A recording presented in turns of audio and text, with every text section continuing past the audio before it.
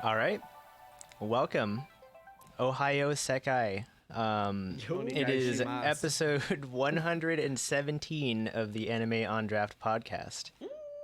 I'm your host this week, Rolando, joined as always by Alec. Hi. Mark. Hello. And Drew. Wow, you guys are like just very silent tonight.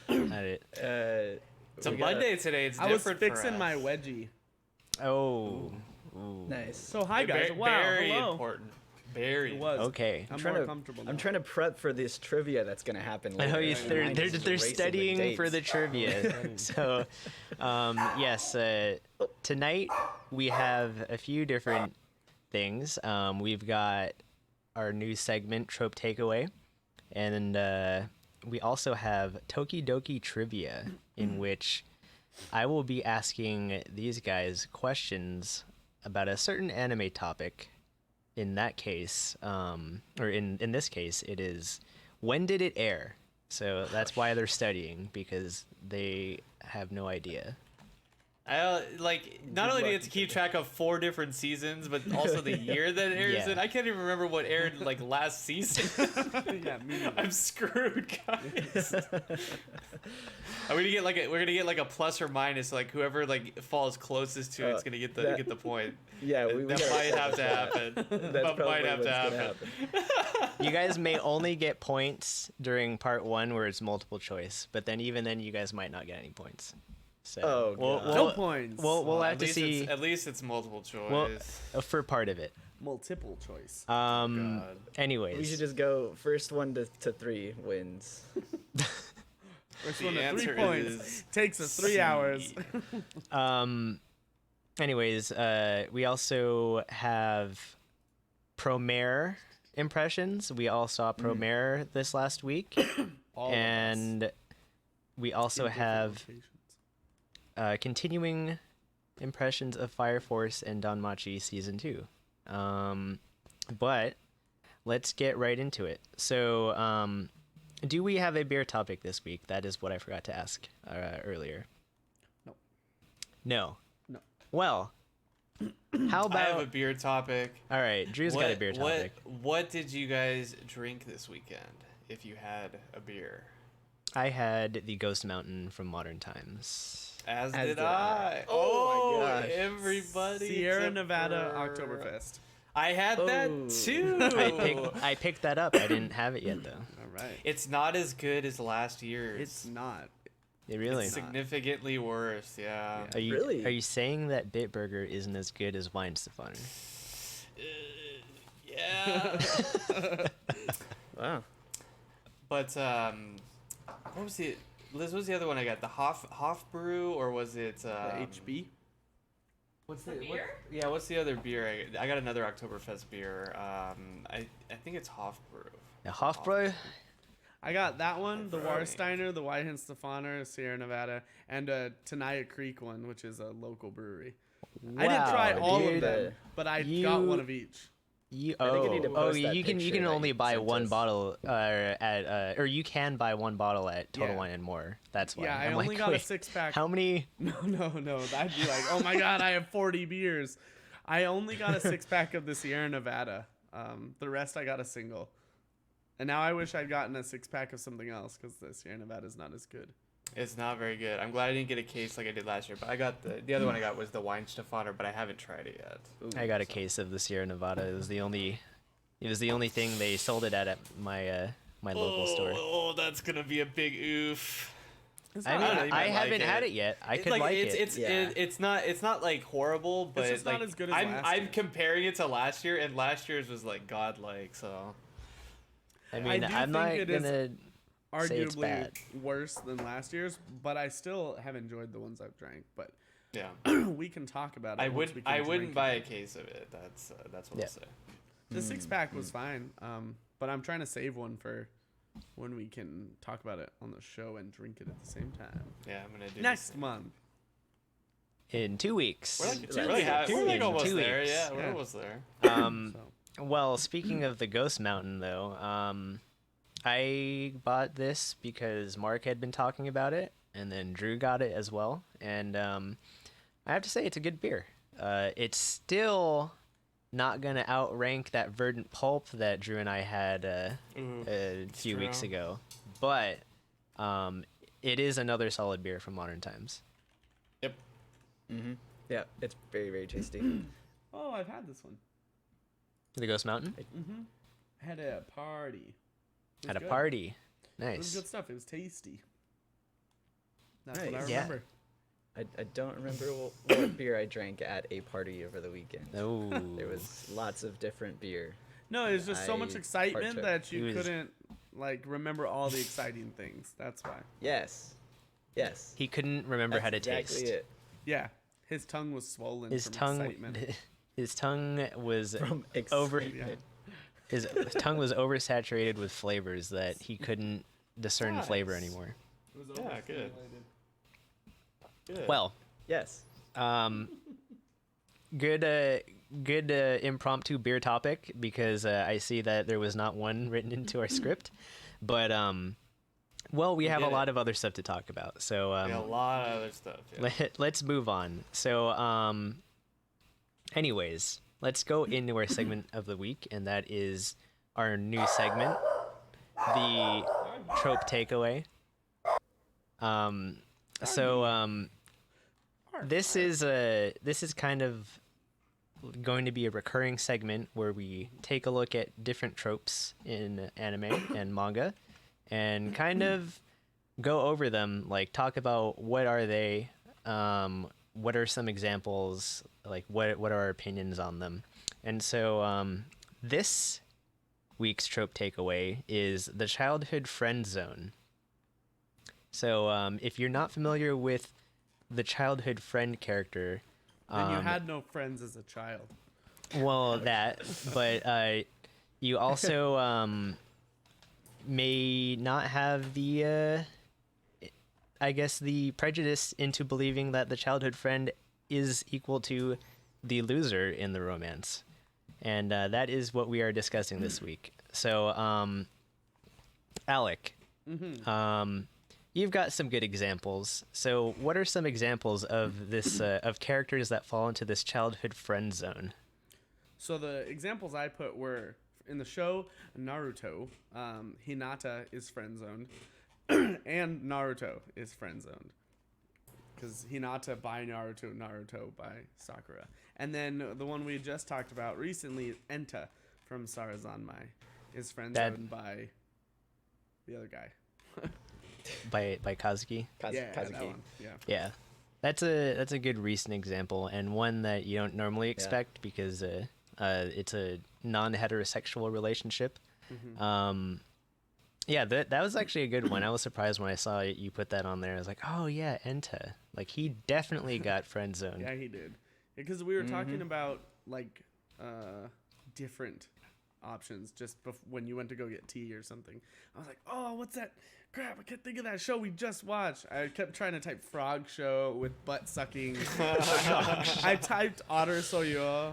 Otter soyo. You're gonna get some weird Rule 34. with that one. No, I didn't get anything. I literally just got like pictures of little froggies that were like jumping around. I was like, this isn't what I'm looking for He at had all. safe search on. He had safe search on. I got safe search on. Yeah, I did it just Smart to be man. safe.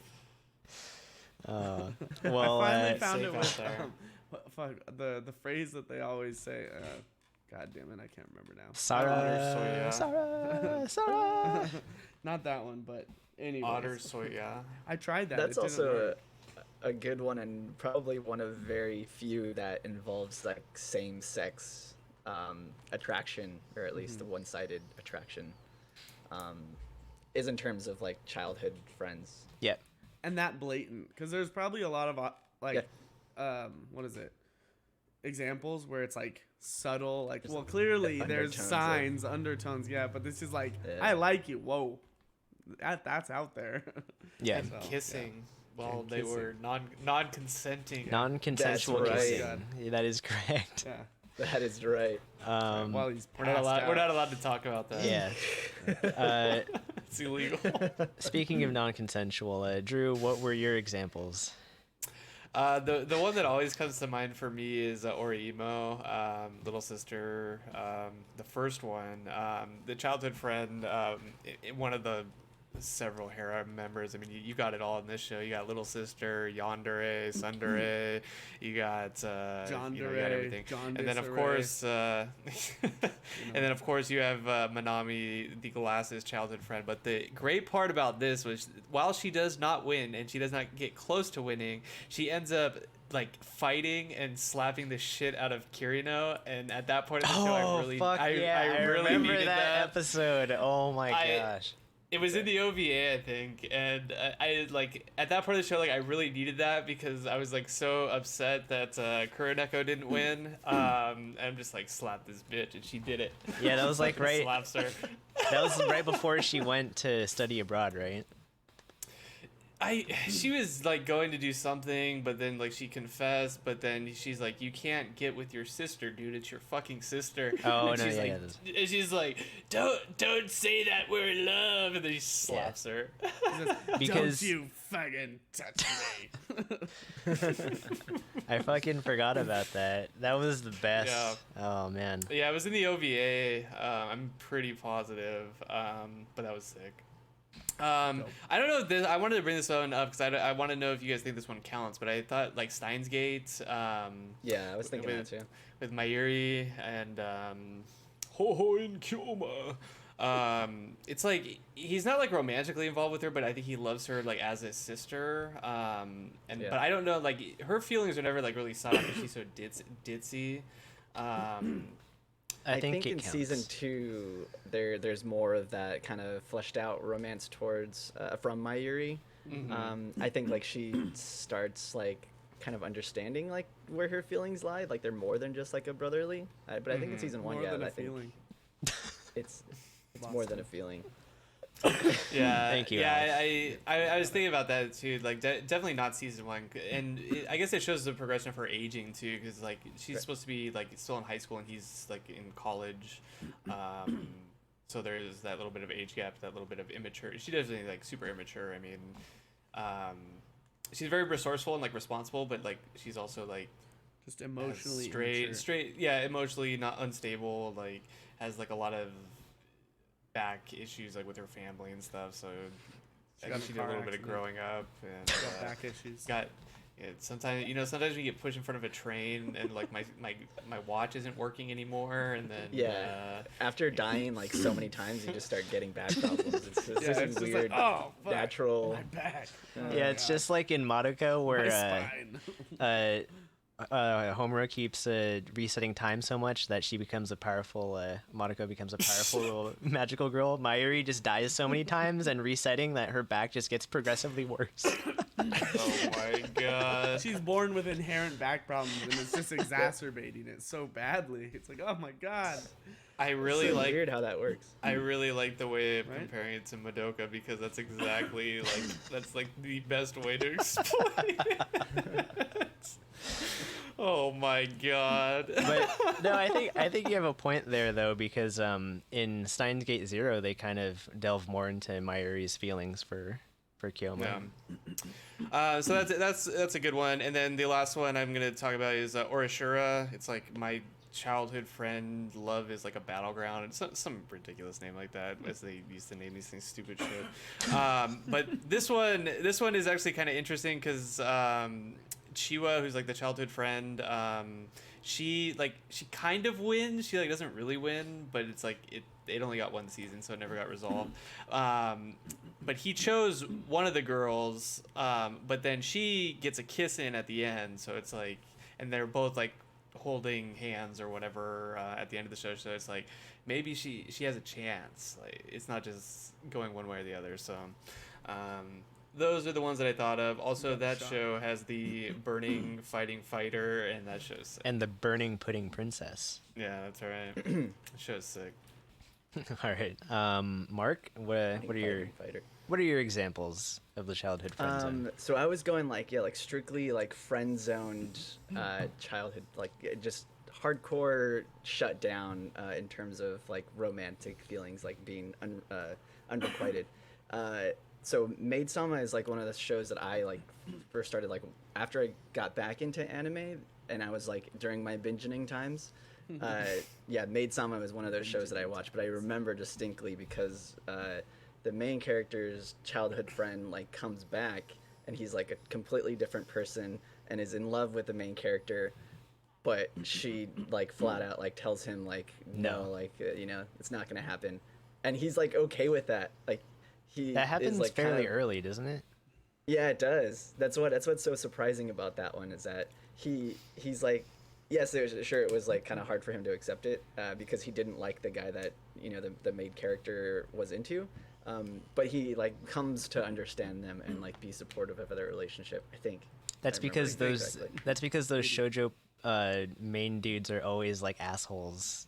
Yeah. But then they, you know, they eventually, you know, like show their soft Their side. soft side, colors. but they just are just they're like cinderes, but they're just assholes. Yeah, but like dickish Their Cinderella. asteroids. Yes. So that was one. Another one is another older show that I was also remember at the time, but Kanan. And I think the childhood character in this case was actually the cousin. So that's what makes it kind of awkward, which is probably like a weird thing to take from this trope that I'll mention later. But yeah, the cousin was like, you know, romantically like really, really into one of the main characters. So that made it kind of weird. The last example I have is from Anohana, and that's like, what is it? How many characters are there? It's like 7 of them? Is that... 5, 6, Five? 6. 6. I think there's 6, including. including yes, I think it's 6. Okay. Yeah. So that's like there's like 6 friends who have known each other, you know, since early childhood. Like they grew up together.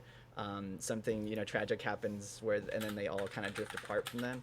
And so if you haven't seen the show, definitely go watch it. It's worth a watch. I don't want to spoil anything, but Definitely not, characters yeah. that grew up together obviously like will hold some sort of like attraction towards one another, and like whether it's reciprocated is like one of these things that is dealt with in the show. Yeah, it's technically you could see a case for either the friend Yeah, zone or that's the why- not with the way Yeah. the show ends, but yeah, for the majority of the show, yes, It's yes. yeah, A good show. good show. Yes, if you haven't seen Anohana, you should watch it. So my examples are, I've got a very old show on here. I've got Shuffle, which is based off of an old visual novel, and so Kaede is she was like yandere before like Gasai Yuno and like the whole like Mirai Nikki craze and all that stuff. She was fucking crazy. Let me tell you, like, so her character experiences this trauma as their children. She lives with the main character and is like the childhood friend of his harem, and she experiences the death of one of her parents, although he experiences the death of both of his parents because they were coming back from a trip and died. But she just like treats him like shit afterwards, and then finds out later that he hid the fact that the reason why they came back and ended up dying unfortunately, but like they came back earlier on their trip was because she was sick. And then she had been all crazy, and then all of a sudden tried to repent for her shit by being submissive and subservient to him, and he was just like kind of like no. And then so that's how she got childhood friend zone, because he's just like, you are for one crazy, like you tried to stab me in the eye with a knife or like something, like she like dropped a sharp object in like like onto his face. But I hate it when that happens. but she also is like fucking ridiculously infatuated with him. Like it's not healthy. But yep, that is my example. And my other example would be from Saikano and Eriri. She's the blonde twin-tailed tsundere, and of course she's not gonna win She's the childhood friend. And that show definitely likes to play a lot on different tropes and everything, and kind of parody like the harem romance genre. So It's a good show. yes, we got some good examples going there. So common genres that use the childhood friend zone are harem, as we mentioned, rom-com, romance, and drama. I don't know if you guys know of any other. I mean, Because it uses I think everything. they're if you have like childhood characters in like a slice of life show, they're usually very wholesome, like Yeah, non-romantic. yeah. No, yeah, Mark. not No. quite like friend zone, because they're just friends, like flat out like No, friends. they're all banging. oh, That's what happens in Always. every slice Dang. of life show. In Crazy. the damn. background. It's watching the wrong subtext, slice of Mark. life It's shows. subtext. Okay. Gotta read between the frames. But This it's like is- you have like childhood characters like from like daily lives of high school boys, like they're all childhood characters, and then like occasionally like there'll be like one female friend. Oh well, technically in that show there is the childhood friend that gets friend zoned by everybody, but that's because she's crazy. She's the one that Yes. was the Yes. fucking boncho. That's what they called her, like boncho or whatever. Yeah. Oh, Buncho. But yeah, she's weird. This is definitely a harem anime, but it also is like mecha or like maybe shonen. I don't think it's like published and shown, but Infinite Stratos, like there's one. I would just classify that as harem rom-com for these purposes. But yeah, they There's some action in there, you know. other aspects. All right, so our takeaways from this trope. Do you think it is overused? In It's harem a- shows, it's a- yes. It's a trope for a reason, but yeah, I definitely agree with Mark. Harem shows like it was cute the first couple times, but now it's like every single time forever. Well, so much Yeah. so that everyone just equates the childhood friend with the loser now, right? Yeah, you can't ship the Essentially. childhood friend because you're just gonna end up hurt. Yes. Well, It's gonna end up sad and alone. Like the childhood friend. So speaking of, this kind of prejudice against the childhood friend, do you guys have any examples of like situations where this trope is subverted and the childhood friend actually wins? So let's go backwards. So Mark, let's start with you. So yeah, I had to think about this one. The first example that popped in my head of like childhood friend actually winning was from Bakuman, but that was like pretty established from the start. So the main character like professes his love to this childhood friend, where they come back and say like, oh well, she actually like had been in love with him like way earlier, like before he even noticed her.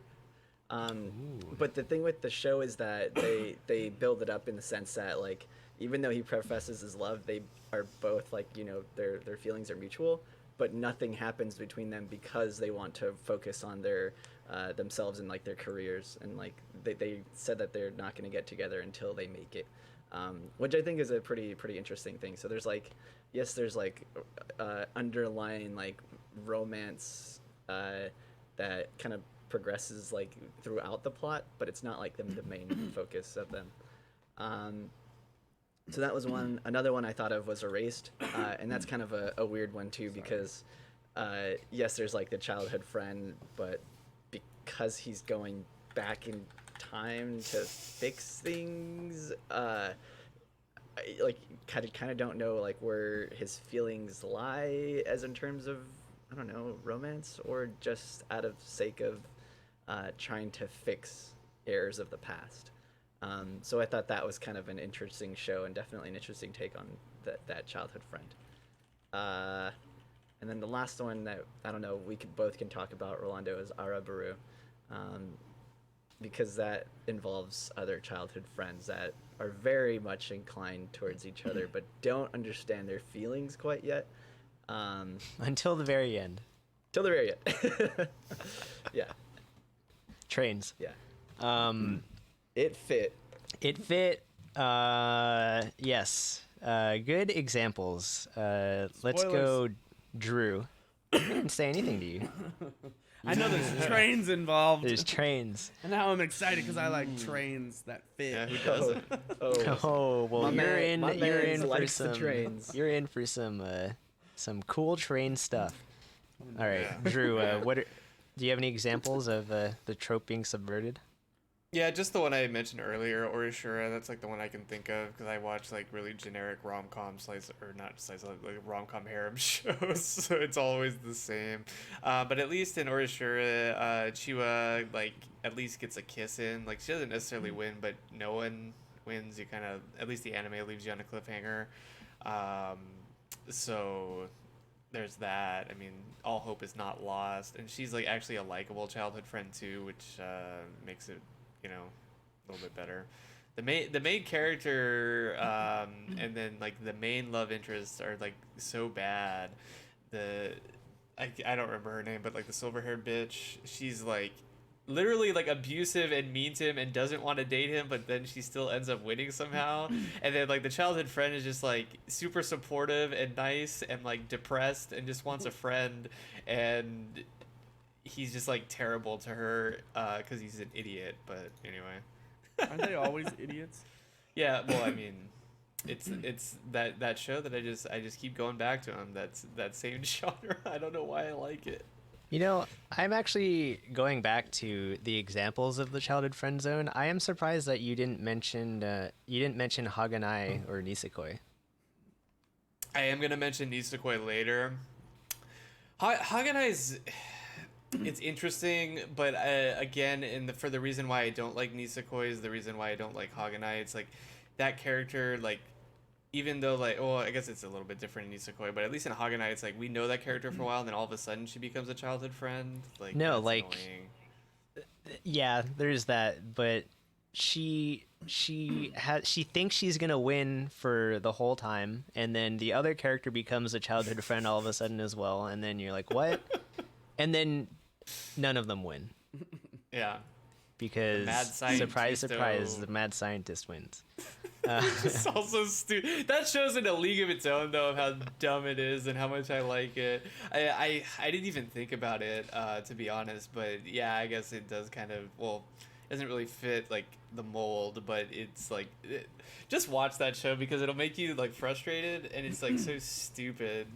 Just all this shit that it does. But Well, here it is. It's one of my favorite shows, and I don't understand why I like these things. It's a good example because the main Why are childhood you friend the way you are? the main childhood friend freaks out and breaks down when she finds out the other girl that's the main rival is also a childhood friend. Yeah. Man. I thought it was the only one. Yeah. Literally loses her shit. Like that show's so good. That Alec, show's so good because it's so bad. But anyway. Alec, what are your examples for the trope being subverted? I put one, but I just actually thought of another one. But my first one was Naruto for my first example, because technically Hinata does win in the end. But not in the actual series, right? No, not in the You have to actual wait series. until the next series. Yeah, you gotta wait until Shippuden. Boruto's So, as so Drew you called should it. say Boruto. Yeah, Boruto. Boruto. Boruto's dad. Is the result of Hinata winning. But it's kind of weird though. It's different because she doesn't just straight out win. She kind of wins because Sakura loses, though. Let's be real here. Come on.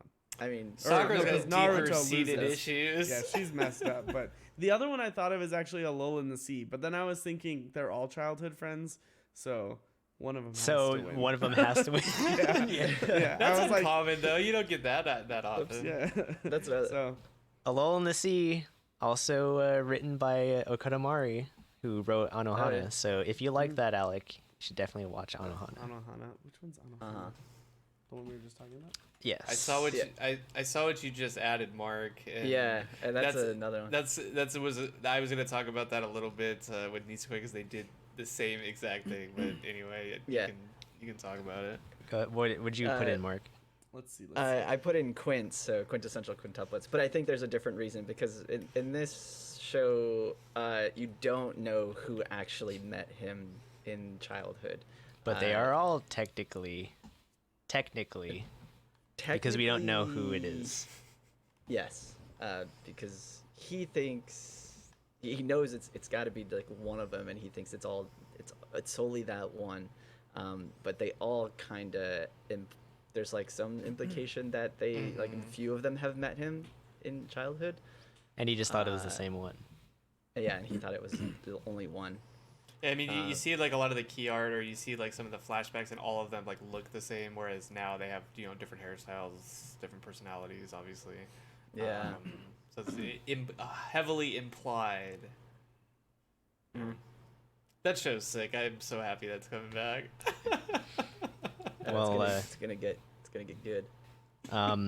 So my examples for the childhood friend actually winning are another old show here, Myself, Yourself, based off of a visual novel.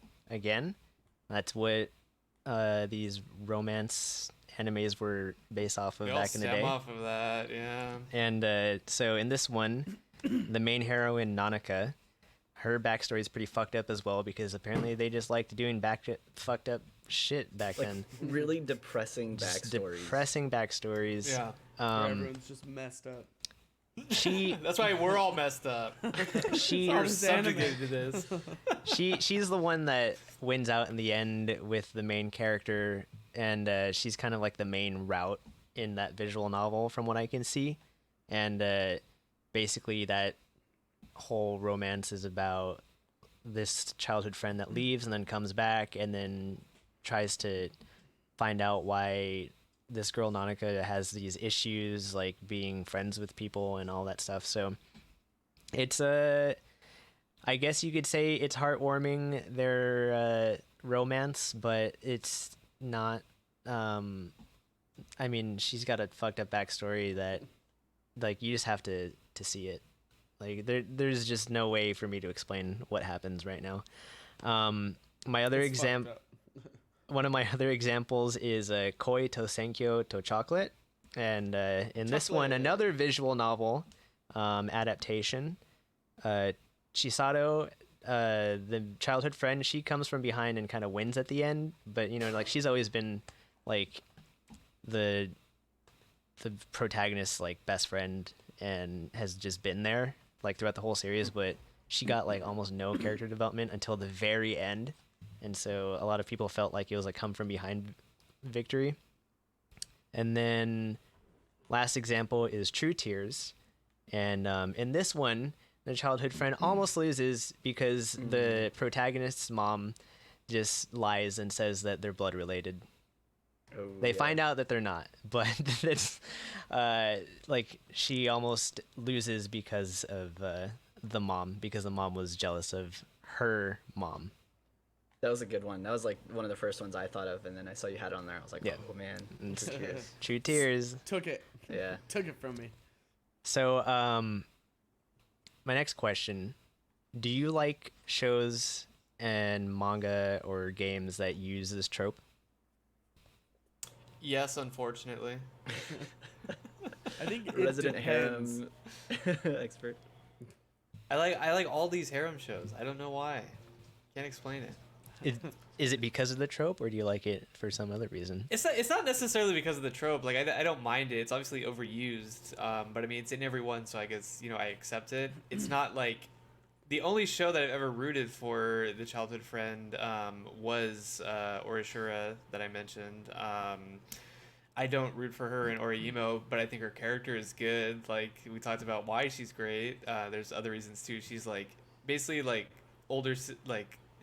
Ada, older sort of, and she's like all over him, and he's an idiot, and he can't figure it out. But anyway, I don't know. It's just like there's something gratifying about this genre, and I think it has to do with the trope. So it's like not only do you have childhood friends, but I mean you have like Chunibyo, you have Little Sister, you have Tsundere, Yandere, all these different categories or whatever, and like all of them together interacting is like hilarious to me.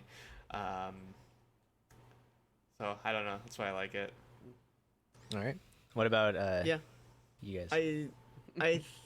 I enjoy it when it's not so like heavy-handed, like some shows that will include like a childhood character, but it's like very obvious that feelings are very much like one-sided. To me, like that gets old, because I feel like that's probably the most overplayed, like, I guess, version of the trope. Because I enjoy like good, you know, romance shows. I'm not like a huge fan of harem shows like Drew is, because I like, you know, having like cute and innocent romance, and or like romance that like kind of like springs about naturally or like progresses naturally, not because like, oh, here's this random childhood friend that has been in love with you forever. but now forever, but here's another wrench thrown in the plan. And harem is just like so over the top too, and it's like if you don't buy into that like ridiculousness that you know is going to happen, it's probably not like the genre for you. And I get it. Yeah, that's true. To me though, it's like funny. It is fun, yeah. And it's like lighthearted funny, so it's like you don't have to pay attention to watch. It's just like goofy and stupid. And for me, that like instant gratification of being able to turn off my brain is why I think I like it. Yeah. I think I agree. I don't like if it's heavy-handed. Or I hate when it's used as like a plot device just to quickly move the story. Like if there's two people vying for someone's attention and they're making it plausible that either one could win. And it's like, well, you're my childhood friend. And it's like, well, okay. And that's just boring. That just seems like sloppy writing to me. They'll do that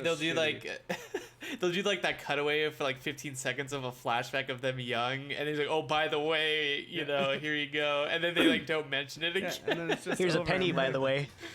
Yeah, and then she's got these unrequited feelings, and he's like, I'm with this girl. It's just, I don't like when they do that. I don't mind it existing because it's honestly like whether you believe or don't believe that the friend zone's a real thing, when you're that age, it exists, and it's a hard, fast rule.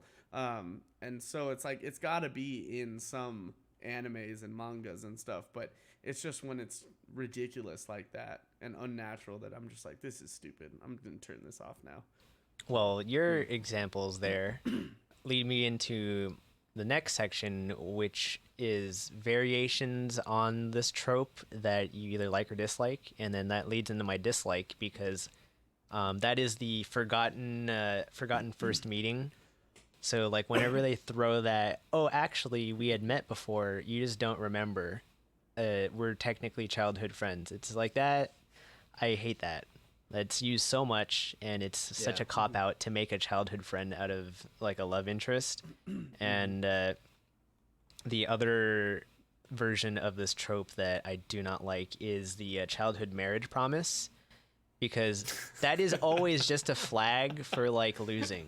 Like almost always is just like a flag for losing is when there's the childhood promise, because there's always in this type of show they throw into the love triangle the new transfer student, another trope, and that's it always happens. So yeah, what about you guys? Any versions of the like variations on the trope that you either like or dislike? I mean, my variation was Enta from Zarazanmai, because it is a variation. It's not heterosexual. And I liked it because it's realistic. And the way they kind of went about it wasn't heavy-handed, and it wasn't like, oh, well, you're my childhood friend. It was like, well, I'm not into dudes sort of thing, even though I think he might be, but I don't know. And I thought they did a really good job with that, especially with where we are in 2019 and it being... like, I'm sure it's been something that's happened in the past many times, but isn't spoken about as much as it is now. And so it's just kind of, I liked it. I thought it was a good variation. Not necessarily the same as yours, where it's like the forgotten meeting, but like just a different type of childhood friend zoning. Yeah. Yeah, I think that's a good example. I really like that. Because like you said, it wasn't so blatant, and it wasn't just like oh, Enta's been in love with you forever, and then it was just like as simple as that. It was like kind of a shocking revelation that like it took some time to build up to, and it took time for him to realize, like you just be comfortable with expressing it. He comes across as like that obsessed friend, like, oh, but we play soccer all the time, and we've been friends so long. Why are you leaving me, dude? Like that guy who is like not getting over what they used to do, and the other person's growing up at a different pace, and then he kisses him, and you're like, Whoa. what just happened? And it's just like, Yeah. I think they did a good job. So Yeah. I think the versions that I enjoy about the trope is where there is clear, like, expressed intent, either, like, whether it's, you know, romantic feelings towards each other, or it's just like we're just friends, like, and then that's it. Sorry. No, you don't like the unrequited stuff. Yes. Not as much. Yeah, that is overplayed. Drew? Say me, it's me. Yeah. So I have like a like and a dislike. I don't necessarily don't know what to call the variation of the trope, so I'll ask you guys. But the first example for dislike is Nisekoi. Basically, they just needed another harem member, and so they introduced a childhood friend like halfway through the show. Does that have like a cool name, like Forgotten First Meeting, or is it just, it's so stupid that's just what it is? I mean, that is basically both Forgotten First Meeting and Childhood Promise built in the one. That's what Nisekoi is. Yeah, but I mean it Just specifically in the example of Sudden appearance. Sudden appearance, Yeah. I guess I would say, because like specifically for Marka, like she just shows up and it's like we know like first episode she's the childhood friend or whatever. We don't necessarily know that if like Chitoge or Onodera like actually give him the pendant, so like it is still like Forgotten First Meeting, but we don't know like which one is like the actual childhood friend or both of them, and that's kind of like what it is implied is like they all are, but before we get into that, you get Marika, and she just like shows up out of nowhere. It's like, we were childhood friends, and you don't remember me, but you do remember me because I had that weird, stupid accent, and my family's rich. It's like, yeah, all right, throw her in there. Yeah, I mean that whole show is just a childhood friend farce. Yeah. Like even like a teacher shows up and becomes a That's what I was friend. gonna say. It gets even better because the teacher is somehow a childhood friend, but she's also a genius, so she's teaching high school. What is this show? What a great show. Orashura I like, and I mention it in every segment, but the reason why I like that is because Chiwa is introduced at the very start as the childhood friend. It's what we have, and they actually like build upon it so that you want to root for her, and you don't get that very often in a lot of these shows. So I don't know if that has a specific name, but it's like established right from the beginning. They're there. We know exactly, you know, their relationship, and you know he's oblivious and doesn't see it. She's like obviously pining for his affection. And that show makes you want to root for her. So it's a little bit different, but when they do it that way in a unique way, it's definitely a lot more enjoyable and less stupid. Not to say I don't like Nisekoi, because I love Nisekoi, but that shit's dumb. It's like convenient plot devices. All right. Well, last question. So, do you feel bad for the childhood friend, or are you more of a fan of like the new transfer student, new guy, new girl type of love interest? Depends. Like, Yeah, I think it depends. case by Totally case, because depends. sometimes the childhood friend is just a piece of shit, and sometimes the new person is a piece of shit, and I'm like, or the childhood friend is super nice, and like friend zoning them is just brutal. I'm like, oh my god, this is awful. That's the usual case. That is, where they're like really nice, and then you know the whole community rallies behind the character. Goes like, oh, this is best girl, and then they get friend zoned, and then everyone just blows. You gotta know by now. You can't make that rookie mistake. You gotta watch more harem rom-coms. Poor chicken girl from what's that show? God damn it! I just Oh, no idea. are you talking about True Tears? True Tears. Yeah, Yeah. True Tears. Yeah. Poor chicken girl, man. Yeah, that's the case where the new girl loses because the childhood friend wins. Yeah, Rolando and I are in different opinions We're on about different the opinions. ending of that show. Mark's a fan of new girl in that one. I still am team childhood friend there. It's a mistake. It's always a mistake. So now that we've finished our first trope takeaway, that was the childhood friend zone. We're just gonna kind of briefly go through this last week's news. So first, we've got Love Live news. There's currently a rewatch of the anime series, both School Idol Project and Sunshine. So that is airing on the official Love Live series YouTube channel. No subs, so you got to understand Japanese. But there are people live watching it, so it's kind of like the Twitch watches anime kind of stream, but just for Love Live. So they're airing School Idol Project from September 22nd, which was a couple of days ago, and then that is running through November 2nd. And then Sunshine will air from November 3rd through December 14th. And then in other Love Live news, so the School Idol Festival All-Stars mobile game is set to release in Japan on September 26th. And then a global release has been confirmed with no official release date set. Hopefully within a year, please. Like, please. Maybe. We never know. Please. Well, in terms of Or you mobile can games, get the Revue Starlight Japanese game game. came out within like I want to say like 4 or 5 months, something like that. Yeah, I'm okay with that. I'm okay with that. But yeah, I want some new Love Live mobile action. I'm ready. Next piece of news. So Miyahara Rui, her Love Lab manga is set to end in the December issue of Manga Time Special, releasing on October 22nd. That show had Long running.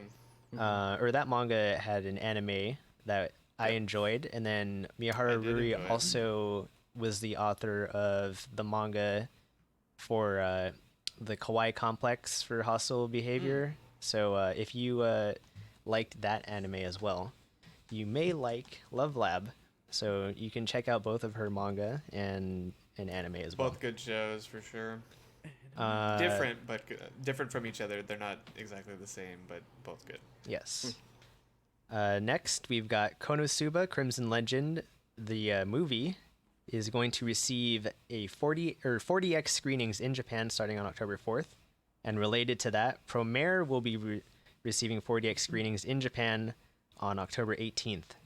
But speaking of Promare, that film debuted at number 3 in U.S. box offices for Thursday, September 19th. That is the subbed version. And then in total, both dubbed and sub screenings ranked number 21st in the U.S. box offices for the week of September 13th through 19th.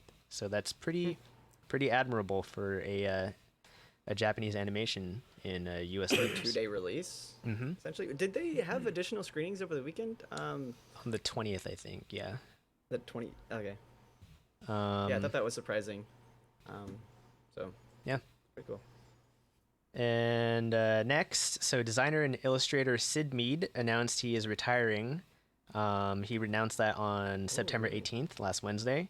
In addition to designs he provided for movies such as Blade Runner, Aliens, Tron, and Star Trek: The Motion Picture, Sid provided designs to various Japanese companies, most notably 8 mecha designs in Turn A Gundam. So that is an older series. I don't think I've seen Turn A Gundam, but I don't think I have either.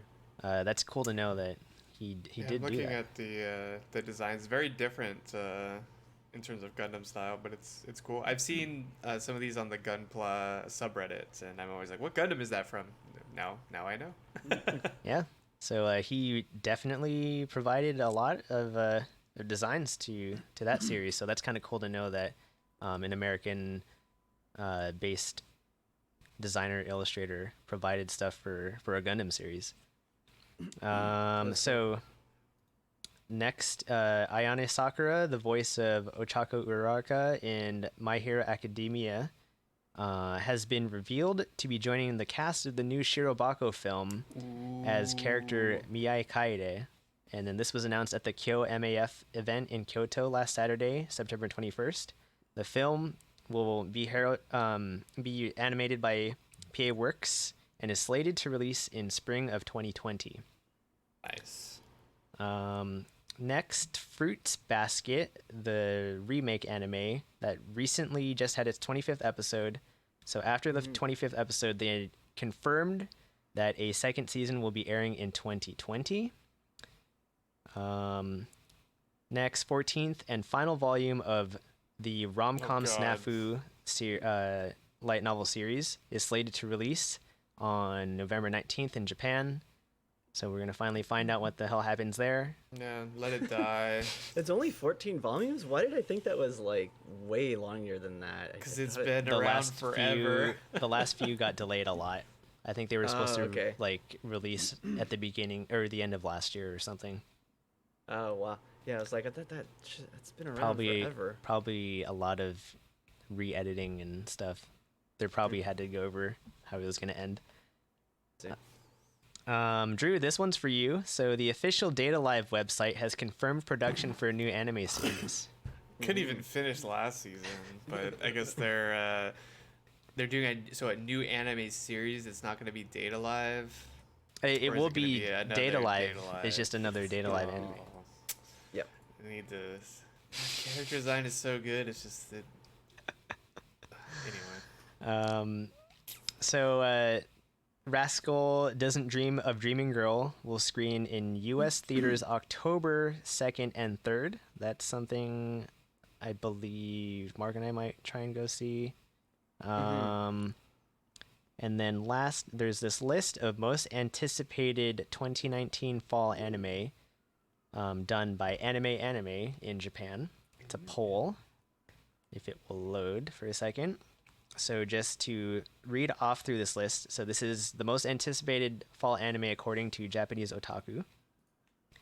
Number 1, SAO Alicization, War of Underworld. Number 2, Chihayafuru 3. Number 3, My Hero Academia Season 4. Number 4, Psychopaths 3. Number 5, Fate Grand Order Absolute Demonic Front Babylonia. Number 6, The Seven Deadly Sins Wrath of the Gods. Number 7, Aikatsu on Parade. Tied with Shokugeki no Soma, The Fourth Plate. Ooh, it fell. See ya. Tied for 9th is Assassin's Pride and Kono Oto Tomare, Sounds of Life. Tied for 11th. Man, there's a lot of ties. There's 5 tied for 11th, I think. Wait, you said tied for 9th, but there's no 10th? Tied for 10th? Yeah, that's how ties work. Oh, okay. Tied for 11th is Gundam Build Drivers Re-Rise, Rifle is Beautiful, Hokago Saikoro Club, Ascendance of a Bookworm, and Didn't I Say to Make My Abilities Average in the Next Life. Looks like a lot of isekais for Drew there. Yeah, I'm all over them. And then you can watch them all. The last 5 are tied for 17th. So that is Actors, Songs, Connection, Ahiru no Sora, Stand My Heroes, Piece of Truth. That's some great English right there. Beastars, and We Never Learn Season 2. I'm surprised those two are so far down. I thought that they were both doing really well in like manga sales. I don't know. I guess people aren't as thrilled for the anime. I guess not. So yeah, that wraps up our news. So our next segment is one that I'm looking forward to, and that is our Tokidoki trivia. So trivia. This is a new segment. We're gonna try and do more sort of fun games like this for the future, and then maybe try and keep track of who wins, who loses. Maybe that's how we decide certain things in the future. So in this game, our topic is when did it air? So I am going to name an anime, and you're going to try and guess the season and year that it aired. Alrighty. Oh, so like this is where it started airing. So good luck, boys. Part one of this is going to be multiple choice. 5 questions, multiple choice. You will each get 1 point for every right answer in the multiple choice section. So, if you're in chat, feel free to answer. They can look at your answers because they can't look anywhere else because I'm watching you guys. But also don't be misled by chat, so you never know. Hey, you tricksters in chat. Out of control. Typing. Trying to phone a friend, and here you are sabotaging. How is this working? Are we each getting our own questions, or are you just saying the question and then if we know the answer, we shout it out? So I will ask the question. You will each be given. I will give you 10 seconds to decide what your answer is, and then you will tell me all of your answers, and then I will say whether you are incorrect or correct. I will not say whether it's correct before another person goes. Okay. Yeah, okay. yeah. Mark, that's obvious. That's yes. Idiot. So let's start. Read Rolando's face. Part 1, multiple Right. choice. That looks right. So question number 1. Shokugeki no Soma season 1. When did it air? God. So you have 4 choices. A, fall 2014. B, summer 2014. C, spring 2015. Or D, winter 2015. Shokugeki season 1. When did it air? So once How old again, was I? A, fall 2014. B, summer 2014. C, spring 2015. Or D, winter 2015. Spring 2015. B. C. I say D. B. So C, Alec D. is saying C. C, Mark is saying B, and Drew is saying D. Correct. All The right. answer's A. The answer is C, spring Yeah! 2015. Oh, I One knew that point. one. 1 point for For Alec. Gryffindor. Good Hell job, kid. yeah. Good job, Alec. Point to Gryffindor. I was trying to remember how, like, Alec is winning so far. I'm trying to remember like how old I am and like cross correlate that in my mind to when I think it came out. She's like where's the doing math? the math. The Alan Math with the going on in my blackjack head. math. Yeah. Yeah. All I right. knew it came out. I was thinking it came out in the summer, but I was like spring or actual summer. God All I was damn. thinking was, I remember when people first told me about that anime, and the weather was nice. I was like, it's got to be spring. Well, it's pretty good photographic memory you got there. Man, The weather was the pretty. logic is strong. And I was in a car talking to my friend. He's like, I've been watching this show called Shokugeki. It's lewd cooking, and I was like, oh, the weather's nice. I remember. Lewd cooking. I remember. Nice. Well, He's lying. He Good googled job, it. good job. No. so the current man. tally: Alec 1 point, Mark and Drew 0 points. Yeah, it's gonna stay that way for So, a while, boys. So I hope undo- you're not Yeah. rooting for me out there. I feel like that was like that's got to be one of the easier ones. That probably. was one of the easier ones. Yes. Oh God. Yes, I got the easy one. Yeah, at least I'm ahead. Number 2, Sword Art Online Season 1. Oh. So Soul, your soul, soul. your choices are A, winter 2012, B, spring 2013, C, spring 2011, or D, summer 2012. Once again, Sword Art Online Season 1, A, winter 2012, B, spring 2013, C, spring 2011, or D, summer 2012. Spring 2013. Okay, Drew says spring 2013. C. 2011. Alex says spring 2011. Yeah, I'm gonna go with C too. Spring 2011 for correct. Mark. All right. C for correct. Nice, I The like that. answer. All right, you are all wrong. Is it the other 2011? The answer. So Sword Art Online premiered in summer 2012. It wasn't 2011 because I know it didn't come out when I was in college. I know it didn't come out when I was in college, so I was debating between 2012 and 2013. Oh man. I was like, I know it's a while ago. Man, Yeah, that's a while ago. I've been waiting to use that soundbite for when you guys all got it wrong. It didn't take long. It It didn't, didn't take long. So once again, Alec 1 point, Mark and Drew 0. So moving on to question number 3. My Hero Academia Season 2. So when did the second season of My Hero Academia air? Oh, Sweet All right. baby Jesus. So none of you guys watched it when it aired. I don't think I did either. your choices are A, Summer 2016, B, Spring 2017, C, Summer 2018, or D, Fall 2016. So once again, Season 2, My Hero Academia. A, Summer 2016, B, Spring 2017, C, Summer 2018, or D, Fall 2016. I pick B. Drew picks B. What was B again? B was Spring 2017. What was C and D again? C Yes. was Summer 2018, and D was Fall 2016. We got a C in chat. A. Mark says A. D. Drew, I got a 25% chance. Okay, so Drew says B, Mark says A, and Alex says D. Yeah. And then we've got our chat buddy David saying C. C in chat. All right. C for And the chat. answer David. is David's got B, it. Spring 2017. I was Point between for B and Drew. The God. I was The between God. B and D. Fuck. Oh, I should have said B. Yeah, you should have, like me. Shut I up. should have said B. I was like, Drew's got to be wrong. That's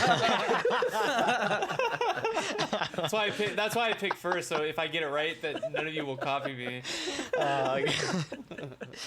Your plan worked, Drew. Got him. Good on you, David. Hashtag got him. David is not looking these answers up in chat. Nice. So, So tied for first, we've got Alec and Drew with 1 point.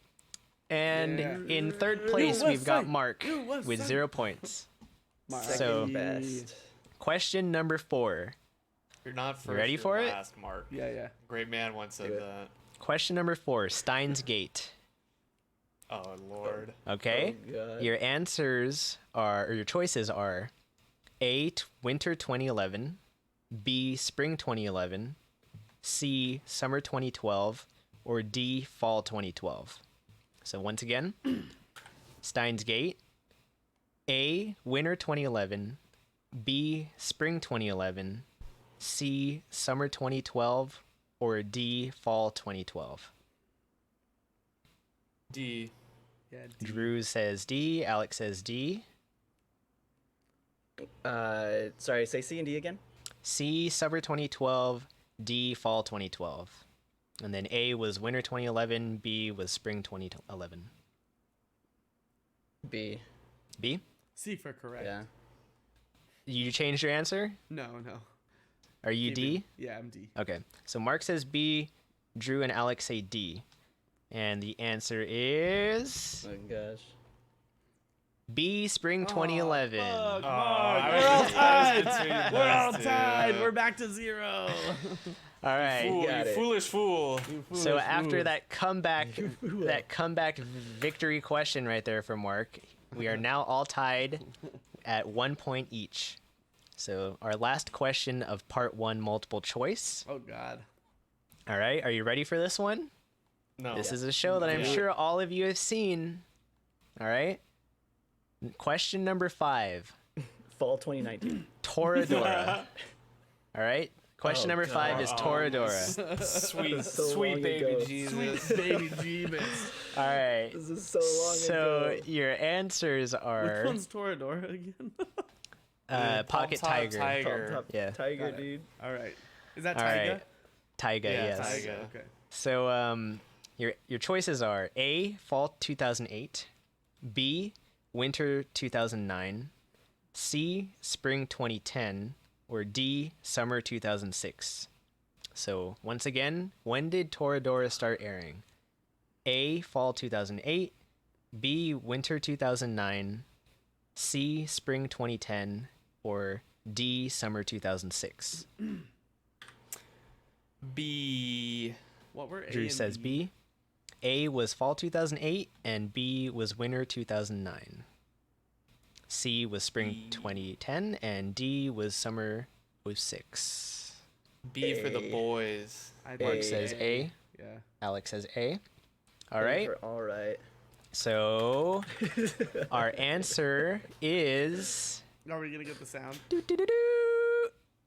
A, fall 2008. Way to go, Mark. Nice. All right. Bastards. So Get on our after dust. after part 1, We're holding hands to the finish line. after part 1 Bastards. in tie for first place, we've got Mark and Alec with 2 points, and then in third place we've got Drew with 1 point. You want to know what my logic was behind that? What was Why your I picked logic? I was gonna pick anyone that had winter, because there is a there is a Christmas episode, and they usually like to air the Christmas episodes around Christmas time, so that's the reason why I picked that. Yeah, but the Christmas episode was later Probably in the aired series, in the second and if it part of the started in series, fall, in then fall, yeah, yeah. yeah. So it was gonna be one of those two. I let myself down. You let yourself Thought down. too Your hard logic about was it. You thought, wrong. yeah, your your math is letting you math down. was letting you down. The logic is there. The logic is sound. I can't pick the numbers. My I math. just can't I'm see pretty them. sure I my can't see math them is clearly. sound. It's like that picture with the baby writing on the walls. I'm pretty sure my math is sound. It's theoretical, but my math is sound. The math checks out. I have a pure math major. All right, so moving on. So you guys had about a 40% success rate in Yeah, Yeah. great. In multiple Good job, choice? everyone. Yeah, we Sick. did it. How many were there? Were 4 questions? there were 5 questions. 5 questions. There are at least 9 questions. Hey. So At part least 2, 36 questions. in part The math 2, is sound. you get to guess, and there will be 5 Oh, questions God. again. The way this will be scored is if you get the year right, you get a point. If you get the season right, you will get a point. If you get both right, that's 3 points. Hey, Oh. get them over. Okay? Right. There's So- like so many years though, There- and yes. there's only 4 seasons. There's at least 200 years. I got a We can 25% go chance back on the to- season. Can we get a I've lifeline only from been David? alive for like, All right, let's do this. Come on. I'm All ready. right. I So studied. I did. question number forgot 1 of today's part 2. Attack on Titan season 1. Oh sweet baby Jesus. Yeah, you thought I was going to say season 2, but that would be too easy. I was hoping you were gonna say season 3 part 2. I still would have gotten it wrong.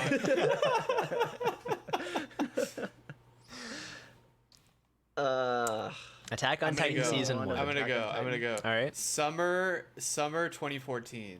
Okay. That is my guess. Drew says summer 2014.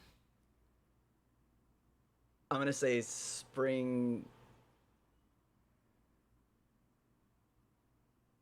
2011. No, 2012. 2012. Okay. Mark was- says spring 2012. I was actually going to say the same thing, spring 2012.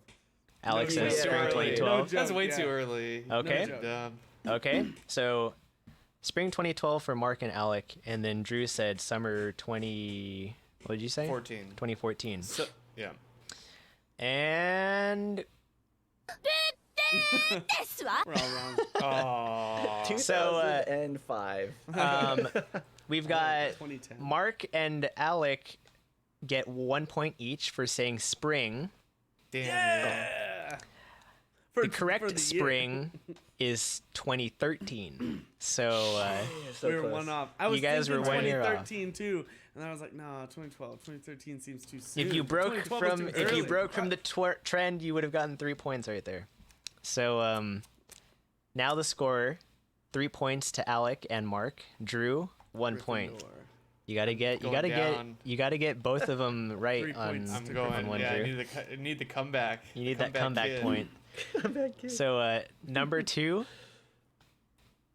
Puella Magi Madoka Magica. Oh God. When did it air? It's a Shaft show.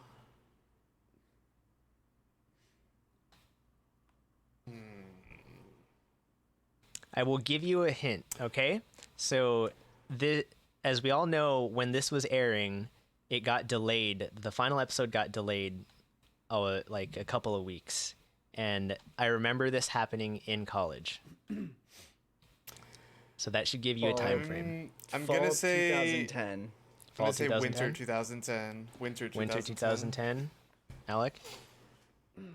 I hate going last because your number gets stolen. Now you look like you're copying someone.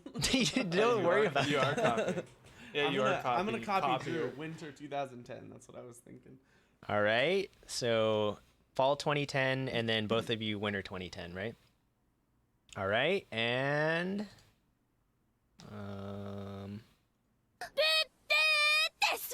all right. So the answer, Everyone's wrong. in which Alec and Drew get 1 point each, is winter 2011. So once again, 1 year off. At least we're in the ballpark. Yeah. Okay, that's good.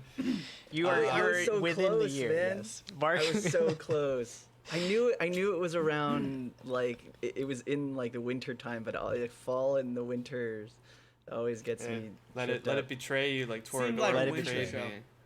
So Yeah, that's what I was thinking. in the lead with 4 Dang. points is Alec. And Because I then started the latest, so it's Yeah, all yeah. fresh memories. That's why. your fresh memory. correct. This is the math right here. Yeah, The- that was You the would think first that would thing- throw you off though, because it's like, Right. well, when did I actually watch it versus when did it actually I'm not paying air? attention to that at all. Literally, what I'm thinking of is I'm remembering the art style, and then whatever I'm trying to good way. remember Oh. what Rolando told me remembering. when I watched it. He was like, "This one's kind." He would say things like, "This one's a little older, but it's really good," or "This one aired a while ago," or "I just watched this That's one." right. So I'm Yeah. using that to set a time frame.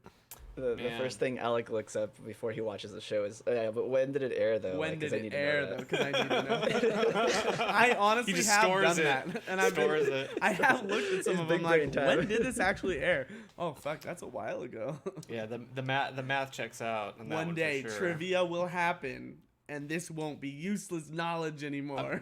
I'm gonna go to a bar where they're gonna do anime trivia. When did All right. Toradora air? Oh fuck, I know it. Well, Probably forgot what he said earlier. so in the I lead, forgot. we've got Alec with Same. 4 points, Mark is in second with 3, and Drew coming back with 2 points. Hey, Comeback kid. The comeback kid. We got 4, 2, Yeah. 3.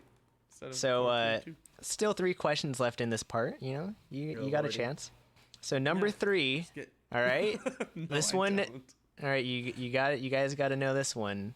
Soccer Request. When did Soccer Request air? Please tell me that you are gonna get this right, all of you. Spring 2017. Fall 2017. I'm pretty sure it was spring 2017, wasn't it? Oh no, Spring Uh, 2017. summer No, 2017. I'm trying to remember when we started doing anime on draft. Drew is like freaking out.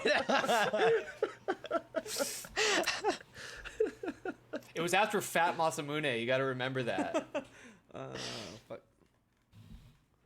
All right, 5. Spring 2017. Spring 2017, spring 2017, summer 2017. I said summer. Yeah. Yeah. All right. And the answer is spring 2017. The God. Comeback kid. There's the freebie right there. All right. I was So like, fuck, what month did we start it? Oh god, what month was it? so Alec gets 3 points, so that's Shit. he's at 7. Drew gets 3 points there, so he's at 5. The comeback And kid. Mark gets 1 point for getting the year right, so he's at 4. Oh, yeah, he does get So that. sad. Good job, buddy. Good job. He wasn't were- there back you when had he the was getting S his right. ass. You were the Yeah. S right. Yeah, you had yeah. the S right. Yeah, summer is. Yeah. He was just like he's just Drew thinking in his head. again. Drew said spring 2017. Drew was so sure, and he was sure about it. Right. Big So it brain. can't It's be the right. math. You had to trust the math, dude. I did it. I did the math. I knew That the was year. basically Bravo. that was me asking when did we start this podcast, Yeah. because that was one of the first shows that we covered. I knew the year, and then I was like, fuck. Was it spring or fall that we started. I was like, I don't think we started when it was getting cold. I'm pretty sure. So I had to go with Drew, the big brain. The math was sound. The math checked out. The this math time. checked out for me, and so I followed along. Huge brain. All right. So number 4. All right. We got another PA work show here. Shirobako. Oh, I never finished the show. Ooh.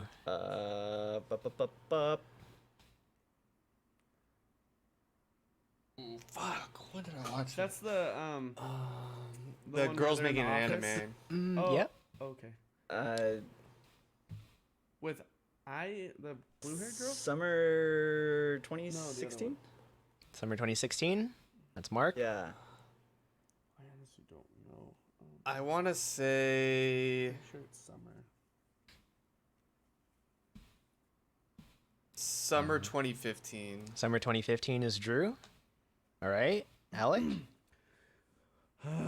Actually, spring 2015. Okay. Hold Spring on there. 2015. Summer Spring 2016. And I'm gonna say summer. It's summer. I'll take the one Drew wasn't gonna do, and then he'll regret leaving it. Summer 2015. no, wait, that's his answer though. Summer. I thought you said No, it's spring. spring. Oh, I you said changed spring. it. Okay. I'm So summer spring, 2015. spring, summer, both 2015. Summer 2016. All right. I thought maybe it was The answer 2014. is. Is it Go 2014? falling behind. All right, you're all 2014? wrong. So Nice. the like Shirobako 2014? aired fall 2014. Yeah. I was gonna say I didn't- 2014. I was gonna change my answer to fall. No, you weren't. Oh, Mark, shit. you shouldn't change your answer. You're full of shit, Mark. Don't say that. Yeah, I was gonna Damn it. change it. Yeah. All right, I was gonna That say was a difficult 2014 one. in fall too. that was a difficult Yeah, one, was gonna but I change tried to it. give you a hint with the soccer request because PA Works doesn't usually come out with a show like too often. Ever. So Yeah. the fact that you guys moved it back, a couple years at least, was Yeah, I right knew- right on track. The right course of action. You know what other math I'm using? The math of when I moved to Texas, because like I watched less often when I was in Texas for a while, but then I caught up on a bunch of shows too. That was Shirobako, the though- there's a logic there. Is that the one with the black-haired girl? No, it's the blonde-haired who eats donuts. Yeah, What don is don sleeps don in don donuts? donuts. Don do iko. Activate. Hang on, Yeah. let me Google it real fast before you start Uh, the question, so you don't think I'm. So, do you remember when we used to do the videos that for on YouTube and you Uh-huh. had the beer criteria yeah, thing? You took the beer cheersing from from Shirobako. Shirobako. Yeah, I remember. Mm-hmm. Yeah, that Yeah. show. I like that show. Yeah. It's That's a good show. All right, And the movie's coming out. that is true. We talked Next about year. that, yeah. So, final question of single guess part 2. Single cast. Now, this should be fairly difficult because it is the last question. So I wonder if you guys are going to get this since you didn't get the last one. And number 5 is K-On! I First haven't season. seen it. Actually, I have. Have I? I don't First season of K-On! Triangulate. You gotta triangulate I the the moe genre's boom. Can you give me a hint by telling me which one K-On! Is again? The Girls' light Light music Music club. Club. They drank tea a lot Oh. instead of actually playing music. Spring 2006. Spring 2006. Spring 2008. Spring 2008. And Alec? That's the one where it's a music They club, are- but they drink tea. Yes. Hang on, give Alec a second. He's searching it on his phone. I'm searching. No, Hold on a second, I'm googling it. I'm searching. I'm searching through my brain. I don't even remember what I said. What did I say? Yeah, what did you 2008. I think you might be right though, Drew. David said- says 2011 cute one plays guitar. It's spring 2008. Oh, he knows, dude. He knows. Should I go with chat just for the last one? No. Do it for do Chad, for the dude. balls, do it for I'm Chad. Chad. thinking 2007 and in the spring times. Spring 2007 spring '06, and spring '08. Hey. Yeah. Correct? All right. Find out. Spring. And the answer is... I have no idea how you guys were able to get spring right, but you all skipped the 1 year that it actually came out in. Well, not 2007. skipped it, but it was spring 2009. Oh, You were That was almost there. close. Drew was close. Mark's I had the number 6 was and 9 upside upside down. down. Yeah, Mark's number was upside down. Too, So too you- big a brain. You all each get a point at least. You all got Hey. spring correct. Bandwagon on spring. Good job, boys. So, Hey. I our was like, totals, that seems like a spring show, right? Something that would come out in Definitely. spring. our was my totals theory, now. I Yeah. thought 2011 though before David said it, and I was like, oh, David said it can't be right. David says, if 2011 is wrong, I got it mixed up with Nichijou. Oh, yeah, another KyoAni show. So, Well, our 2011 's totals wrong. after part 2, Alec with 8 points, Drew with 6, and Mark with 5. So it's still a pretty close race. Leading We actually have into points. That's Yeah, fantastic. that's Yeah. the surprising thing. leading into part 3, Final Jeopardy. So y'all know how Final Jeopardy works if you've seen Jeopardy, and that is Never. you get to place a bet.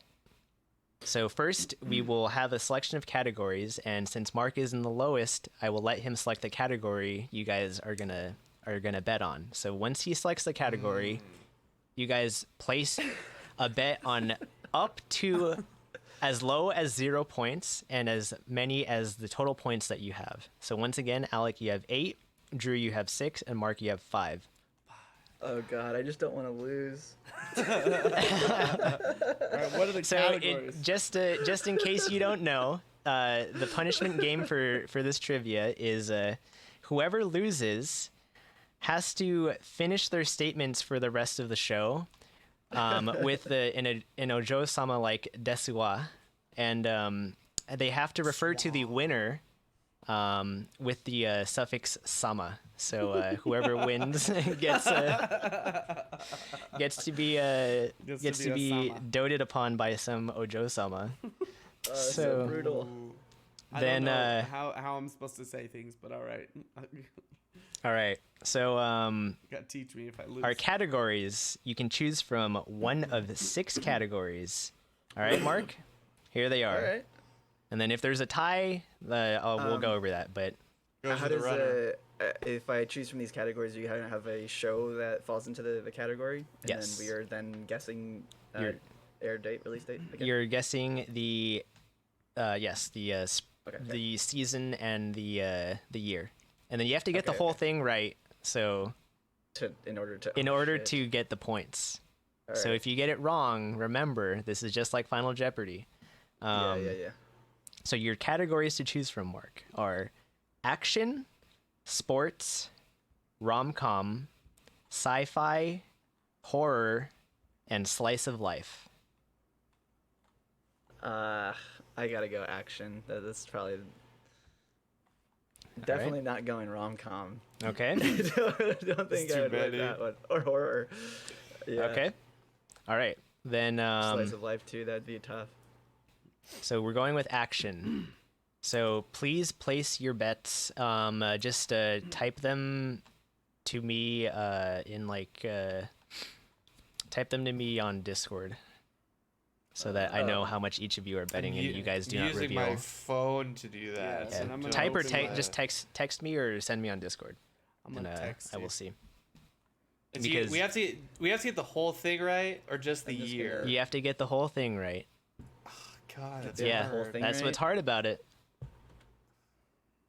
If you win, If you're it- God. If it ends up being too hard for future ones, then we can adjust. Can we just do year? I feel like year is fair. No. No. No. No. No. All right. Here, let's do it this way. If you are within 1 year or 1 season, I will half give you it. Oh, okay. Okay. All right. All right, I like that. If you're within 1 year, 1 season. So it's like it has to be like, let's say the answer is winter 2008. It has to be within year and season, so that means it could be spring 2008 or fall 2007. So that's, yeah. What do I want? Yeah. What am I gonna do here? All right. You gotta get out of the hole, Mark, but Gotta at get the out of same that hole. time, you can't But- stake all your butts. But if he doesn't bet any points, and you guys all get it wrong, Yeah, it's true. then he So could still win. It's the king's game. He's playing the king's game right now. No. All right. Fuck it. Let's do it. I have Mark's Fuck it. bet. I have Drew's bet. I just need Alex. I'm texting you. Okay. Okay. I have all bets placed. Your category is action. All right. Here is your question. Full Metal Alchemist Brotherhood. Oh Lord. Fuck. Okay? And I want Alchemist brother pals. so you can be within the year and season. So it has to be one season away from it.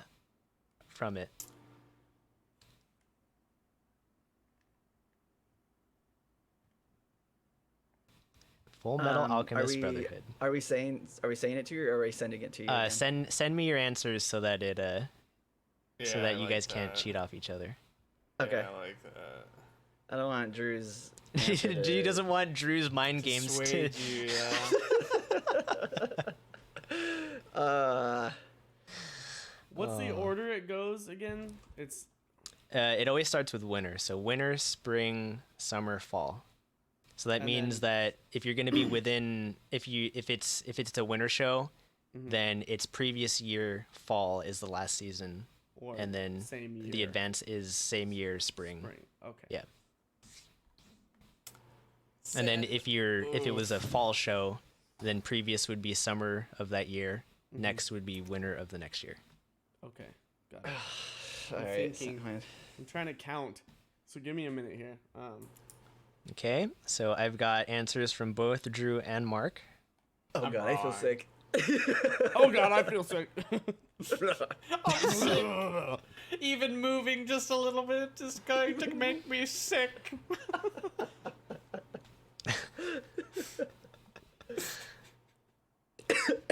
Oh man, Mark is choking now. He's choking on his sick. words.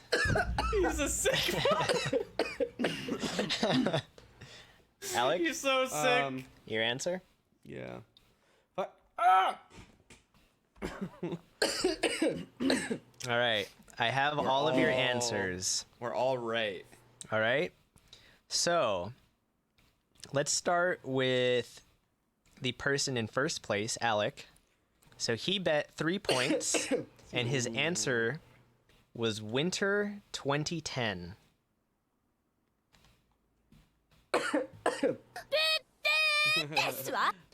All right, Alec, What just minus 3 points. He got right. that wrong. Got it wrong there. So Alec is now at 5 points. Then let's go with who was in second place, Drew. He bet 2 points, and his answer was fall 2007. Yeah, it was right. All right, so It was right. Drew, you bet 2 points, and you lose 2 points. and you. And then And I was right. our last person is Oh, God. Mark, who bet 3 points. You I didn't don't bet feel on so five, good, you Mr. liar. Stark. He bet 3 points, and his answer was winter 2011. Oh.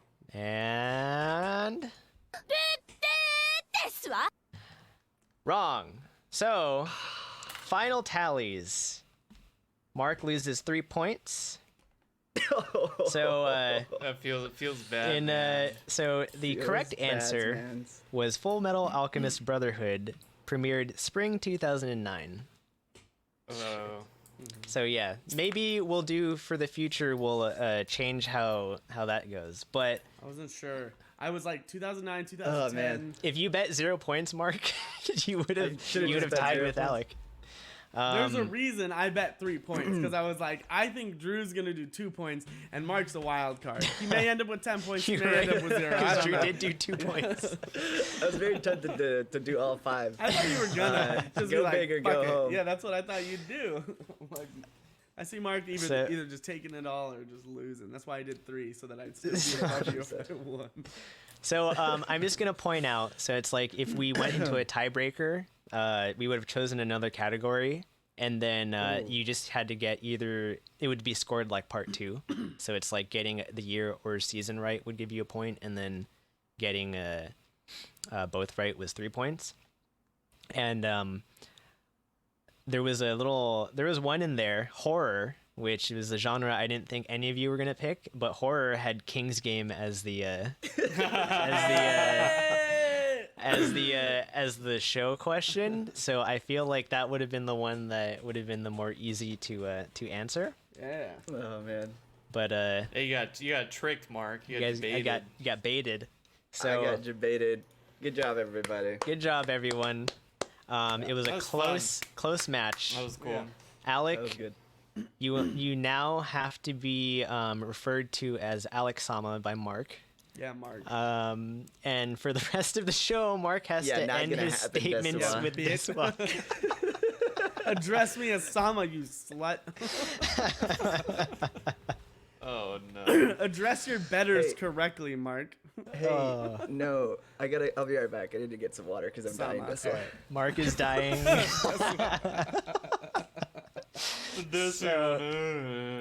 That is the end of our first ever Tokidoki trivia. And Nice. so moving on to our last part of the show. So we're going to be covering the premiere of Promare in US theaters, and then we've got Fire Force and Danmachi. So let's just kind of briefly cover Fire Force and Danmachi, because I mean there's not really much to say about it. Yep. Let's say, Alec, what do you think about Fire Force in, I don't know, in 5 seconds? What is your one sentence summary of this week's Fire Force? Is that part of it? This is my sentence.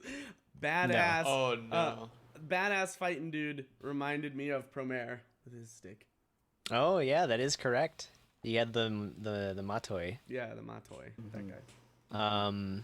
Drew, what about you?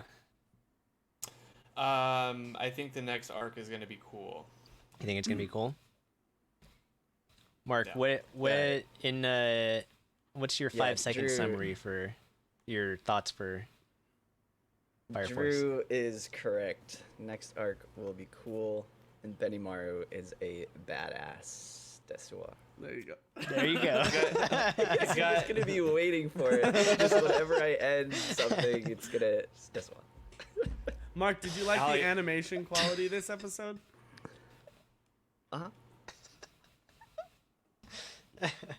He's trying to get you to use honorific. You gotta use it. Mark, you lost. Little bitch. Benimaru is cool. Though. He's got the double powers. He's a second and a third. What a Yeah. god! And his his pupils are different. A cross and a circle. Yeah. We're getting into Naruto levels of powers here. You know, you got those ocular powers. You're overpowered, and he appears to be the same. That is correct. You gotta say it, Mark. Mm-hmm. You made So, noises. You still have to say it after that. Kind of like with those similarities, this week's Fire Force to Promare. So you got the Matoi, and in Promare you like basically they keep referencing the Matoi as like a Japanese or Eastern Islands firefighters tool, and it's kind of funny because if you look at Promare is like basically also like Fire Force in terms of like these people have these fire powers, and they're trying to put out these fires and like stop them. So similar themes, but before Did we you get guys into Google Premiere, how it was used, by the way? I was curious after Premiere and after this how the Matoi was used. When there was a fire, they would go up on the roof of a nearby building and wave it around to get the attention of other firefighters. That's what I found out. So it was that's just a signaling. that's cool. Yeah. You want to know another weird comparison? What? So Promare was, and we'll talk about this too when we get into it, but Promare was a Studio Trigger show, as was Kill la Kill. You know what Ryuko's last name was? Yeah, Matoi. Matoi. Oh. All the references, and we'll probably get into that. Yeah, they get kept into talking that about more. Matoi Tech. Yep. So before we go into Promare, any thoughts on Don Machi this last episode? I honestly forgot to watch it. Not because Okay. I didn't want to, but I just Forgot. watched other stuff instead. Yeah. Right. What you said, like, is what defines this show, Rolando, and it's that the god of war, a literal god, cannot beat an adventurer in battle. Yeah. And that kind of sums up everything that is either right or wrong about Danmachi. Ares, the god of war, is weaker than Eyes. And cannot command an army, cannot train an army, cannot do anything. He's just like this like slap happy idiot Joker character. He like is not. He's not even strategically sound. Like the god of war. Okay. Poor Hestia though, she got kidnapped. Yeah. Unfortunately. And she also established the rule where boys and girls can't touch too. So the virgin goddess imposing some strict guidelines. Yeah, that is Yeah, true. there's a supposed prostitute living with them now. Yeah. Yeah, in the chastity house. You gotta set those rules pretty straightforward from the get go. You know, that's why. All right. Yeah, I'm just honestly with this series, One more I'm episode, just- we can do it. I'm just there for the ending song And the memes. and the memes. So Ganesha. I am Ganesha. so as we talked about at the beginning of the episode, we all saw Promare this last Thursday, and boy, that movie was something. So now's the time to kind of voice your opinions. So like, what did you guys think about this sort of Studio Trigger? Just I don't even know what to call it. It was like a It was a trigger fest, you could say. Yeah. Triggered. The beginning for me, and I don't know if you guys feel the same way, it was super overwhelming with the colors. Like, Yeah, it was jarring. it was cool, but it was like until like my eyes adjusted to it, it was hard to follow. And they start you off, going 100 miles an hour as Trigger tends to do. So like they're introducing a bunch of characters, they're introducing like a bunch of concepts, and then they throw you right into it, and it was overwhelming. For probably the first like 30 minutes of it, I was just like trying to follow it, and I'm just like, yeah, that character's cool, and this guy's doing this, and there's a lot of fighting going on, and like the colors are trippy. It was a lot. Overwhelming for the first 30 minutes, at least for me. Yeah, I was sitting pretty close to the front too, so I was like, just it was kind of crazy.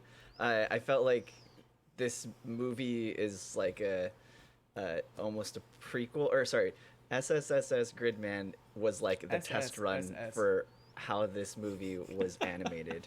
Oh, with the like 'cause the it was- CG and stuff. Yeah, with the CG and like the colors, because towards the end of the show, like you start getting into like all the like matrix and computer stuff, and yeah, Trigger was just like that times 100, which is kind of saying a lot. But it was fun. It was a fun watch. And I mean, it was done really. It was done like really well.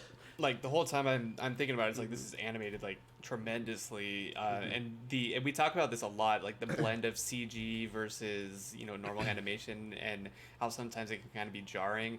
The transitions were like they weren't flawless. Like there's some things that were a little funky, but it was like good. Really good, yeah. So they blended the two styles really well, I think. Yeah. Mm-hmm. Yeah, I was when the movie first started, I was watching it, and with the way the colors were and all the shapes and angles, I was like, "This isn't it. No, this is just like a preview or like a hey, the movie's starting." Sort of thing. I was like, "Oh no, this is the movie. I don't know what's happening," and it was just I completely agree with that. It was hard, but I really enjoyed it. I thought it was a lot of fun to watch, and I didn't get all the references because I haven't seen a lot of the shows in it, but the whole like theater was laughing like, oh, and I got kind of annoyed because a lot of people were like, oh, did you hear that reference? I'm like, everybody besides me heard that reference. Shut up. We're in a movie theater and there's people watching. Yeah, I agree. The like when it just first started out and there was all of that CG, I was just like, I don't know what I think about this. But the like use of colors was too similar is what I think it was. yeah, because like it just felt like it was like a weird video game, you know? And I was kind of like, is this really how the film's gonna go?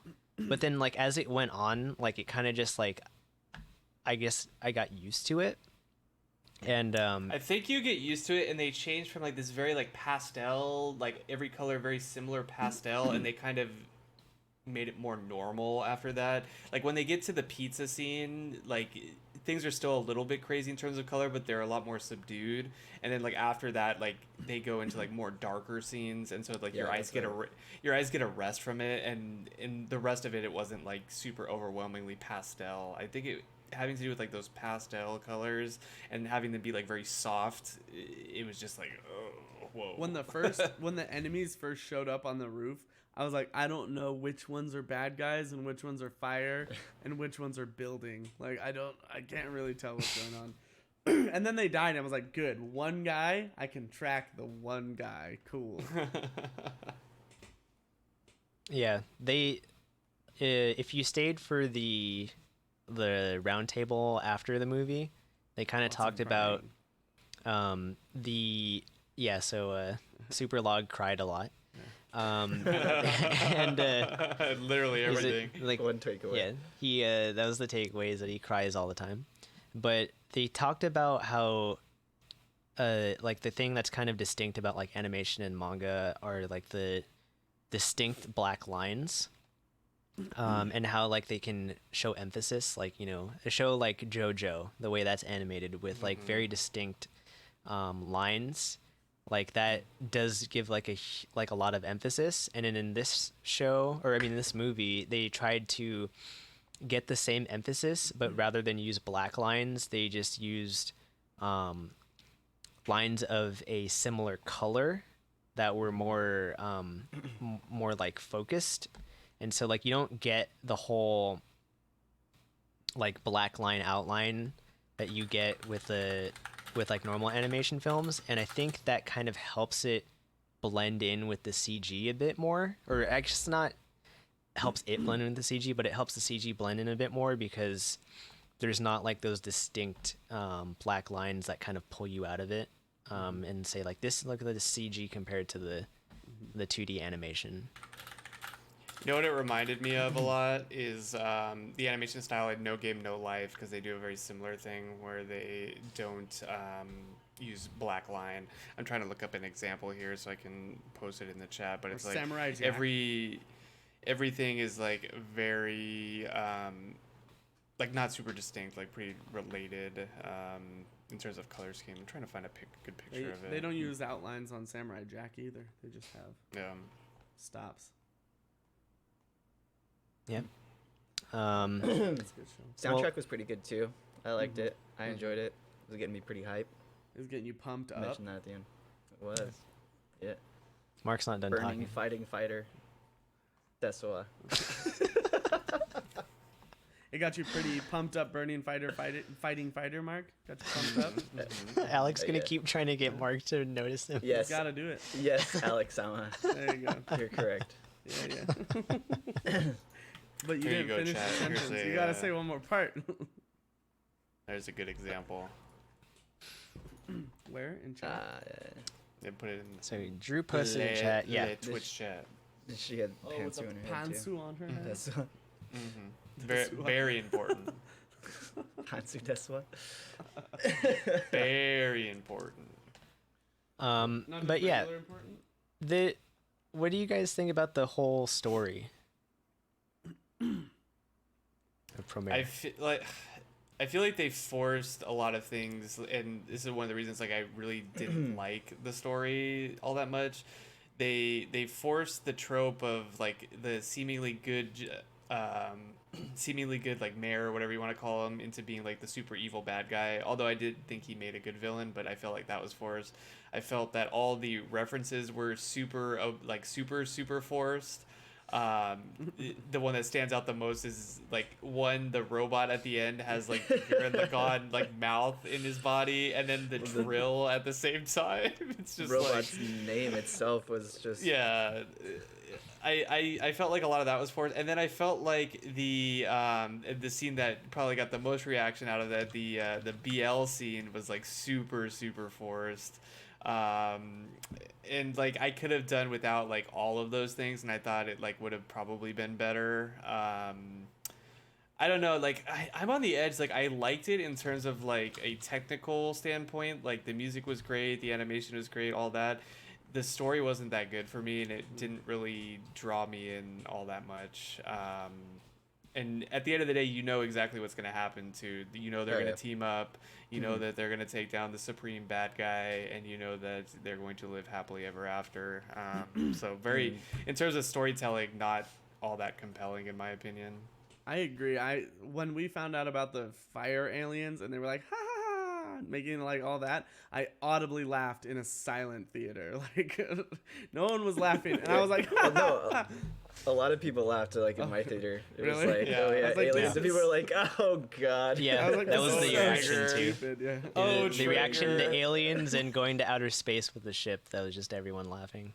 It had a few people here and there that just like laughed, and I was like, oh you. Oh, trigger. I was just like, this Just is love your ridiculous. whether it's outer space clothing, whether it's fire beings from an interdimensional planet, they just, or dinosaurs, they just got to space dinosaurs, they got to just pull in that space element, I guess. Yeah, there was a point pretty early on where I was like, I know that they're gonna team up and defeat the big baddie.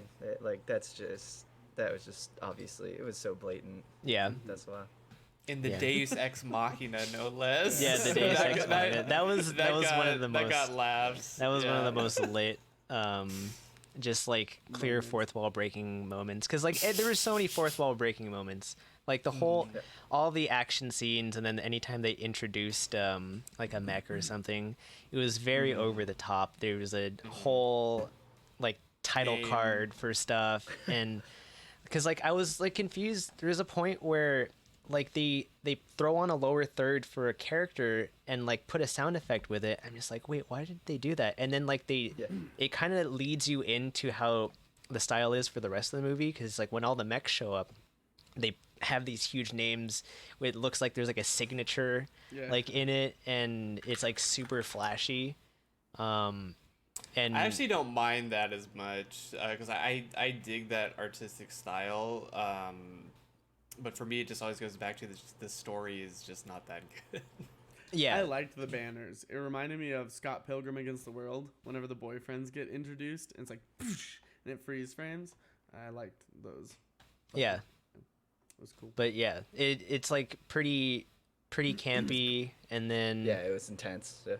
like of course you're gonna have this character that looks like Kamina is going to be the most Gar character there is, and literally gets through everything by just being the most Gar version of himself that he can be.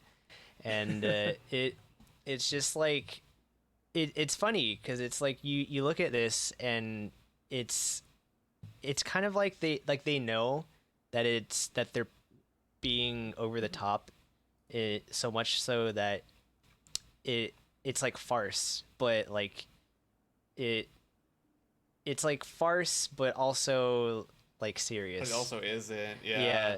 And that's how like a lot of like Kill la Kill's that way too. Like super huge farce, doesn't take itself seriously until it starts doing it, and you're just like, really? Yeah.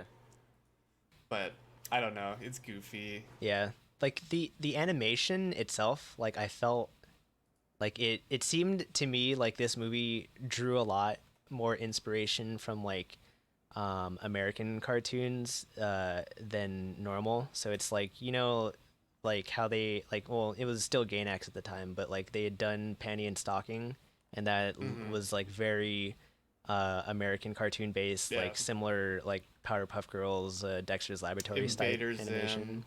Like I felt like they did a lot more like borrowing of and like molding of styles in this movie, especially with the way like the just the shapes and the colors went.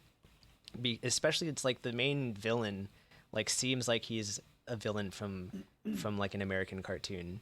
Like doesn't he? Like he just like Totally. looks like Like one. a Lex Luthor sort Yeah. of vibe going on. Add that in like the kind of Aryan tones that they add to him. He has like a mini cape. It's like, you know, something's going on with that guy. Yeah, it.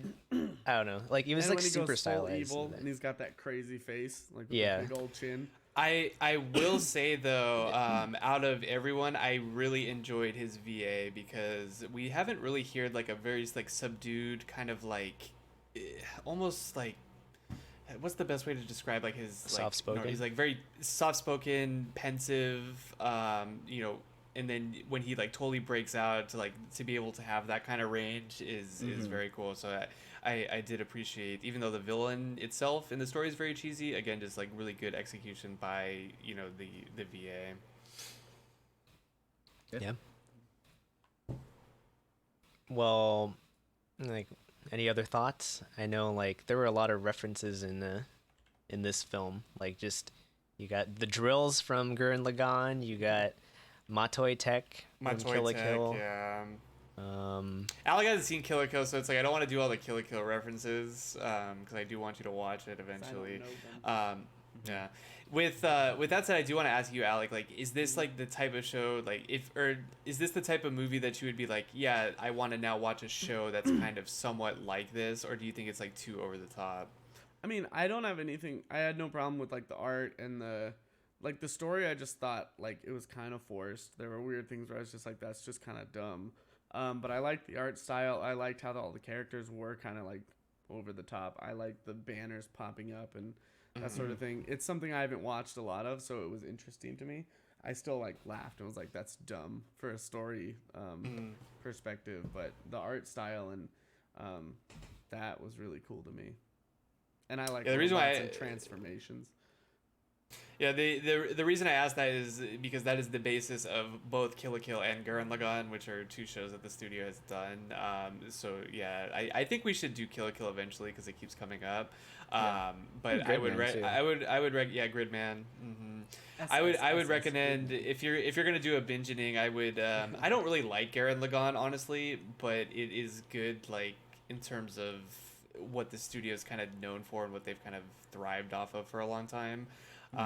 So I would recommend watching it. I don't know how you guys feel about it. I hate Gurren Lagann, but Really? I love Kill la Kill. well, no technically, feelings. Gurren Lagann was still when they were in Gainax, so you can still say that you like Trigger shows. Yeah. I mean, I don't necessarily like Premiere. I like the technical aspects of it, but I don't necessarily like the actual. I had fun watching it. Yeah, definitely, So did for I. sure. It was a fun watch. I mean, I don't know if I would, since having already watched it, I don't know if I would go out and buy the movie or watch it again and again. I think it's worth watching.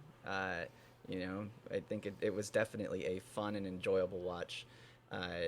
But I think that's probably where I would leave it at. And say it was a fun experience, and I had fun while it lasted. But yeah, I would agree that yes, if you were into it and you enjoy that type of show, then yeah, you would very much enjoy most of the other shows that they do. That's why. Yes.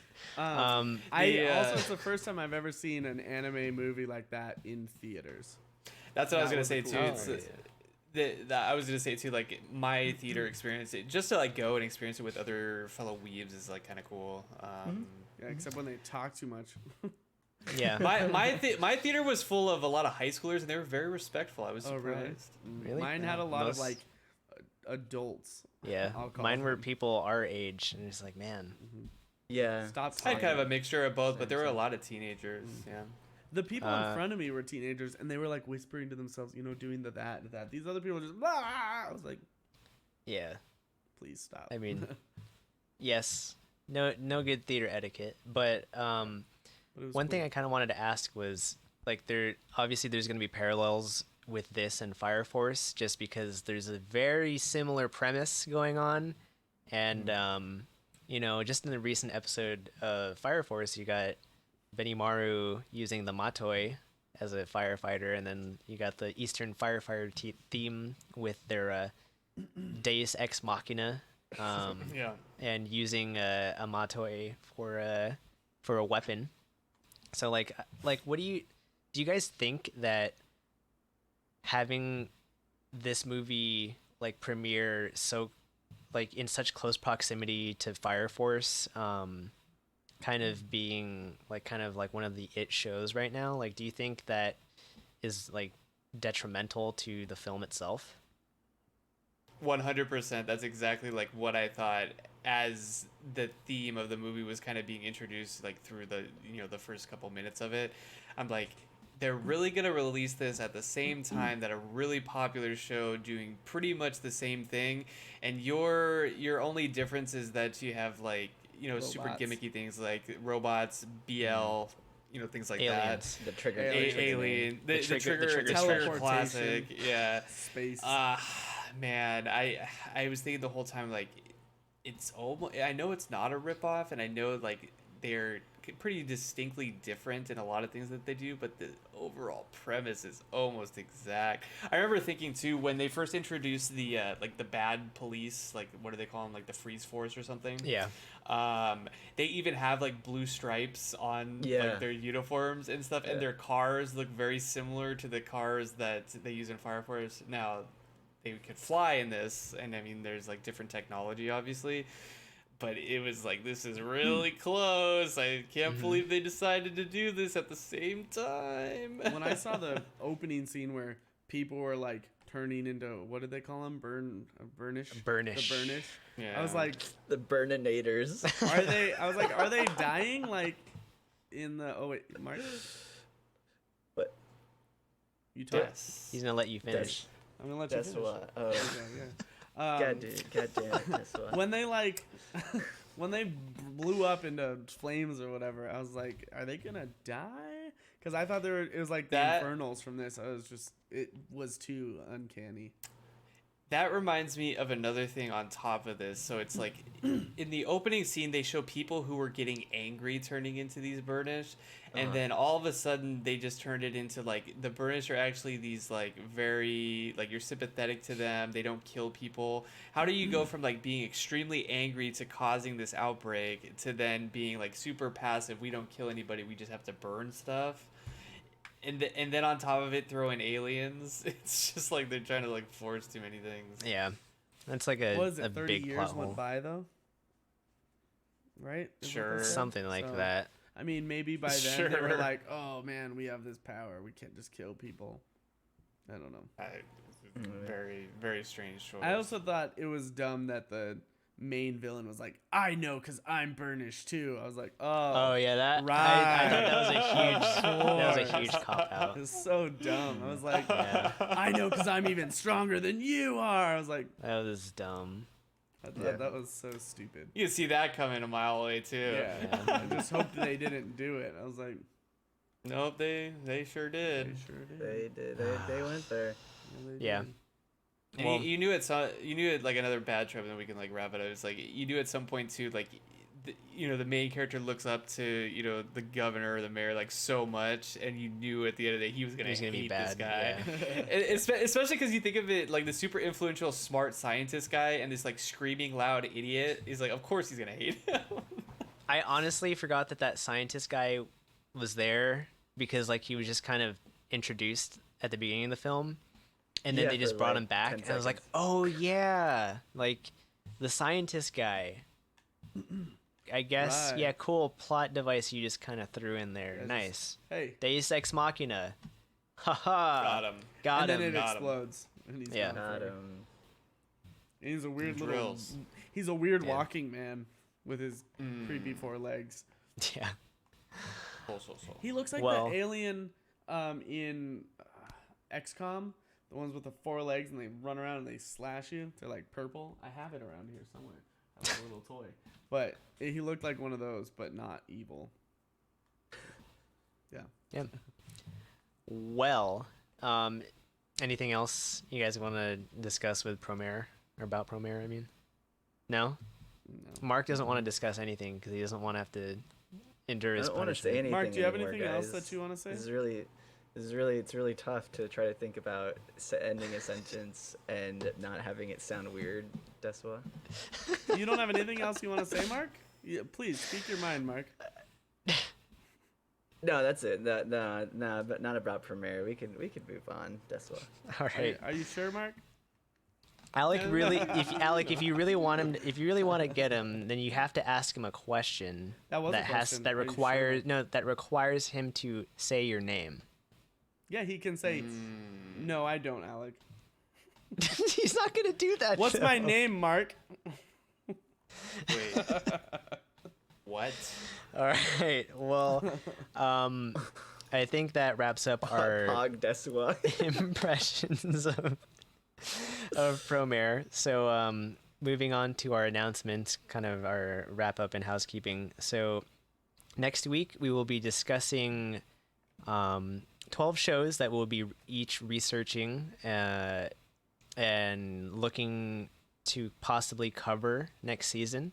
So again, the way that format works is we're going to have 12 shows we'll talk about at length. We're going to research them, and then we're going to pick 3 shows out of those 12 that we will do the 3-episode rule on the podcast. So every week we'll cover one of the 3 shows and then kind of see where we're at after that, and then see which ones stick, which don't.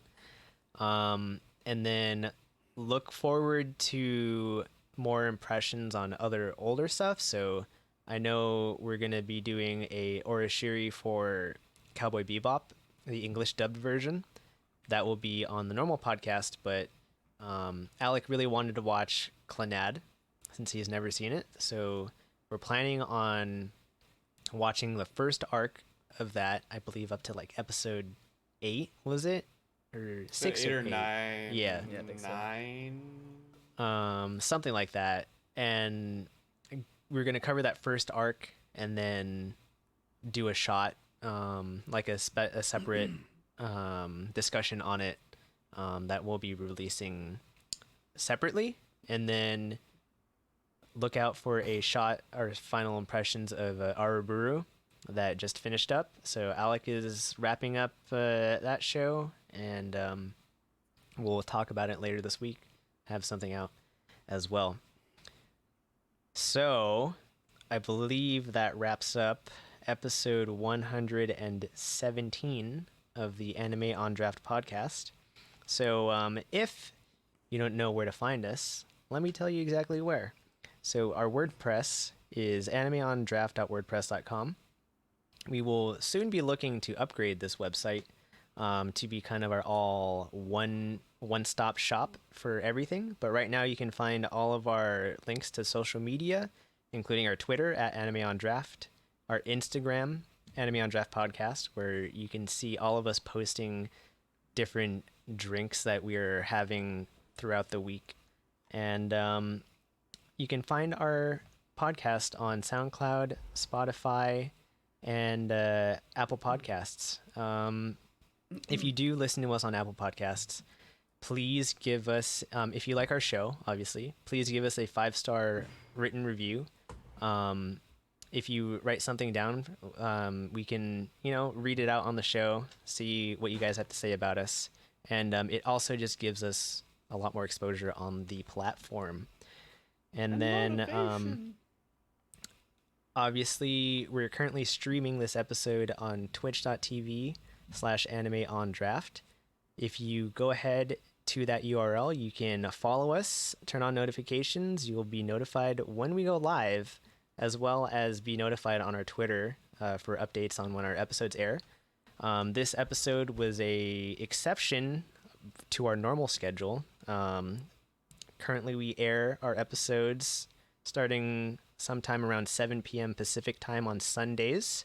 And once again, if you would like to contact us or give us suggestions, you want to be on the show, whatever you need, you want to do business with us, just email us at animeondraft@gmail.com or visit our WordPress and click on the link to our contact page. Just remember to wear your business socks. Yes, wear your business socks, correct.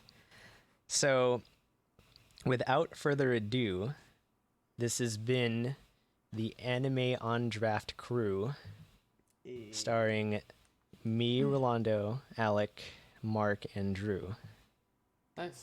Nice. Like it's like it all. It's like it rhymed. Oh boy! Oh boy! Wow! Oh Boy. wow! It's all coming together, Deswa. Yes, thank you, Mark. Bye. Poor guy. Aye, Deswa.